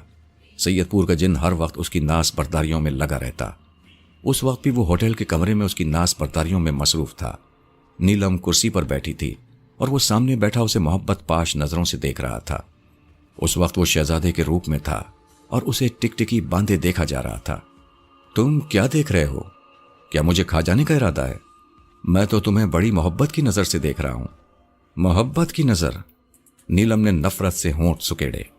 दुनिया का कोई इंसान तुम्हें वो कुछ नहीं दे सकता जो मैंने तुम्हें दिया है, लेकिन फिर भी तुम्हारे होंठों पर मुस्कुराहट नहीं आती। नीलम, मैं तुमसे शदीद मोहब्बत करता हूं। मुझे बताओ मैं ऐसा क्या करूं कि तुम खुश हो जाओ। अच्छा ठहरो। फिर सैयदपुर का जिन उसके कदमों में बैठ गया। उसने उसके पैर से चप्पल उतारकर एक तरफ रखे। उसके खूबसूरत पैरों को इस तरह देखा जैसे सेल्समैन जूतों के साइज का अंदाजा करने के लिए देखता है। उसने एक हाथ खला में फैलाया तो उसी लम्हे उसके हाथों पे मोतियों की माला जाहिर हो गई। फिर उसने दूसरा हाथ फैलाया, उस हाथ पर भी मोतियों की एक लंबी सी माला आ गई। नीलम, ये दुनिया की बेशकीमत मोती हैं जो मैं तुम्हारे इन हसीन पैरों की नजर कर रहा हूं। सैयदपुर के जिन ने यह कहकर मोतियों की मालाएं उसके पैरों में डाल दी। नीलम ने थोड़ा आगे होकर अपने पैरों को देखा और एक झटका देकर उन मोतियों को परे कर दिया। मुझे नहीं चाहिए कुछ, उसने बड़ी तमकिनत से कहा। सैयदपुर के जिन ने उसके पैर पकड़ लिए और अपना सर उसके कदमों में रख दिया। नीलम तड़प कर खड़ी हो गई। उसने गुस्से से कहा, ये क्या करते हो? फिर मैं क्या करूं? किस तरह तुम्हारे होंठों पर मुस्कुराहट लाऊं? मुझे बताओ मैं और क्या करूं? मुझे आजाद कर दो, नीलम ने बड़े तीखे लहजे में कहा। यह सुनकर सैयदपुर के जिन के तेवर बिगड़ गए। वो एक झटके से उठा और उसने एक हाथ घुमाकर नीलम के मुंह पर मारा। नीलम थप्पड़ खाकर कुर्सी से टकराई और बेड पर गिर गई। आज के बाद से मैं तुम्हारे मुंह से यह जुमला ना सुनूं, और अगर आइंदा तुमने आजादी की बात की तो ऐसी सजा दूंगा कि लोग तुम्हें देखकर इबरत पकड़ेंगे। याद रखो, अब तुमने मेरे साथ ही मरना जीना है। नीलम ने जवाब में कुछ ना कहा। वो बेड पर औंधे मुंह लेटकर बहुत देर सिसकती रही, और जब तक वो रोती रही तब तक सैयदपुर का जिन हाथ जोड़े उससे बड़ी आजिज़ी से मुआफिया मांगता रहा। ये दूसरे दिन की बात है। नीलम और सैयदपुर का जिन कहीं घूमकर होटल वापस आए थे। रात का वक्त था। ये लोग होटल में दाखिल हुए तो नीलम की नजर अचानक सामने पड़ी। अगरचे वाजदा और फैयाज की उसकी तरफ पुश्त थी, लेकिन नीलम को अपने वालिदैन को पहचानने में देर न लगी। नीलम ने बड़ी बेकरारी से आवाज दी, अब्बू। सैयदपुर के जिन ने भी वाजदा और फैयाज को देख लिया था। फैयाज हुसैन उस शहर का एक बड़ा फिल्म डिस्ट्रीब्यूटर था। वो उस होटल में किसी फिल्मी तकरीब में शिरकत करने आया था। इससे पहले कि नीलम भागकर उन दोनों के नजदीक हो जाती या वो उसकी आवाज सुनकर उसकी तरफ मुतवज्जे होते, सैयदपुर के जिन ने उसका हाथ पकड़ लिया। नीलम का वो कदम जो अपने वालिदैन की तरफ उठने वाला था रुक गया। सैयदपुर के जिन ने उसे फिर घूर कर देखा। तब नीलम को कुछ होश न रहा। जब उसको होश आया तो वो होटल के कमरे में थी। खुद को होटल के कमरे में पाकर वो एकदम तड़प कर उठ बैठी और हिज़यानी अंदाज में चीखी, अब्बू, मेरे अब्बू। नीलम, ये क्या पागलपन है? ये क्या पागलपन था? अगर वो लोग तुम्हारी पुकार सुन लेते, पीछे मुड़कर देख लेते तो क्या होता?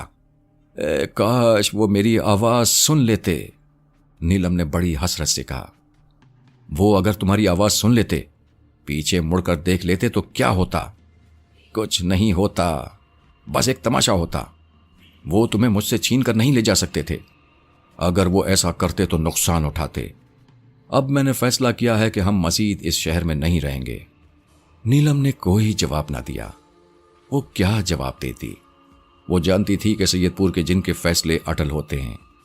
वो नीलम को लाहौर ला सकता था तो लाहौर से ले जाने का हक भी रखता था। नीलम अपने शहर में एक धुंधली आस के सहारे चले आई थी। क्या पता वहां क्या सूरत हाल पेश आए। हो सकता है कोई मौजसा हो जाए और उसकी जान सैयदपुर के जिन से छूट जाए। वालिदैन से मिलने और घर न जाने का वादा जिन ने नीलम से ले लिया था। उसने वादा कर भी लिया था, लेकिन ये सच्चा वादा ना था। उसने सोच लिया था कि लाहौर में जब भी कोई आज़ादी की किरण दिखाई देगी, वो फौरन उसके पीछे लपकेगी, कोई राह फरार तलाश करेगी, और ऐसा उसने कर भी लिया था। उसने अपने वालिदैन को इस शहर में मौजूदगी की खबर भिजवा दी थी। वो अनारकली के बानो बाजार में शॉपिंग की गरज से ना गई थी। वो वहां रियाज को अपना चेहरा दिखाने गई थी। वो जानती थी कि वाजदा उस दुकान पर अक्सर चक्कर लगाती रहती है, या फिर रियाज खुद ही किसी नए कपड़े की आमद पर उसे फोन कर देता था।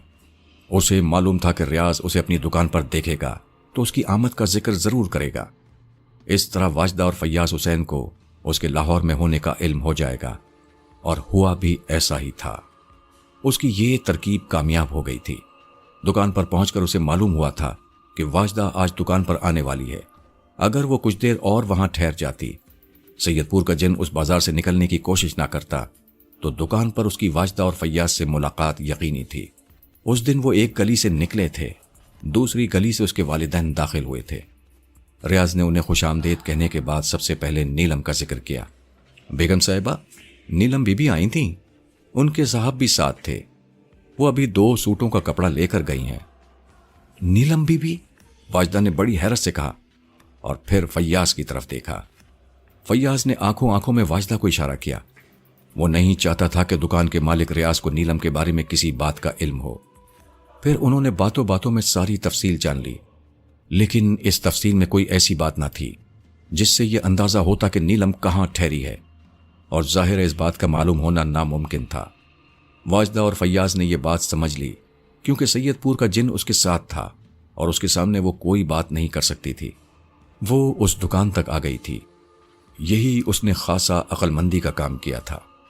उसने कम से कम उस शहर में अपनी मौजूदगी का एहसास तो दिला ही दिया था। वो कहाँ थी इस बारे में जान लेना आसान ना था। लाहौर कोई छोटा शहर ना था। इस शहर में नीलम का पता चला लेना किसी तरह मुमकिन ना था। फिर यह भी यकीन नहीं था कि वो कुछ दिन लाहौर में क़याम करेगी या जिन उसे सुबह ही किसी और शहर की सैर कराने ले जा चुका होगा। घर पहुंचकर वाजदा ने सबसे पहले कराची फोन पर बात की। इत्तफाक से अकबर ने रिसीवर उठाया। अकबर, नीलम यहां लाहौर में है। वाजदा ने धमाका खेज खबर सुनाई। क्या वो आपके घर पहुंच गई? नहीं, वो यहां नहीं आई, और अब तो यह भी मालूम नहीं कि वो कहां है। आज शाम वो एक कपड़े की दुकान पर आई थी। उस दुकान का मालिक हमारा पुराना वाकिफ है। उस दुकान से उसने 2 सूटों का कपड़ा खरीदा और चली गई। क्या वो अकेली थी? नहीं, उसके साथ सैयदपुर का जिन था, और दुकान के मालिक ने उसे तुम्हारी शक्ल में देखा। दुकान का मालिक रियाज नीलम की शादी में मौजूद था। उसने तुम्हें देखा हुआ है, वो तुम्हें पहचानता है। अच्छा खाला, आप मेरा इंतजार करें, मैं लाहौर पहुंच रहा हूं। फिर अकबर दूसरे दिन लाहौर पहुंच गया। उधर अकबर लाहौर पहुंचा, उधर नीलम को फोन करने का मौका मिल गया। जब से नीलम रियाज की दुकान से होकर आई थी, उसके दिल में खलबली सी मची थी। वो पूरी रात सो नहीं सकी थी। वो यही सोचती रही थी कि उसके वालिदैन को उसके बारे में मालूम हो गया होगा। वो सोच रहे होंगे कि नीलम को कहाँ ढूंढें। हो सकता है उन्होंने अकबर को भी फोन कर दिया हो और अकबर लाहौर भी पहुंच चुका हो। सैयदपुर का जिन हर वक्त उस पर सवार रहता था। कभी वो शहजादे के रूप में जाहिर हो जाता था, कभी काला बिल्ला बन जाता। होटल के कमरे से बाहर निकलता तो अकबर की शक्ल इख्तियार कर लेता। गरज किसी न किसी रूप में वो उसकी निगाहों के सामने रहता। रियाज की दुकान से आने के बाद नीलम इस फिक्र में थी कि किसी तरह घर फोन करके बता दे कि वो इस वक्त कहाँ है। वो मौके की तलाश में थी। सैयदपुर का जिन कुछ देर के लिए कमरे से गायब हो तो वो फोन करे।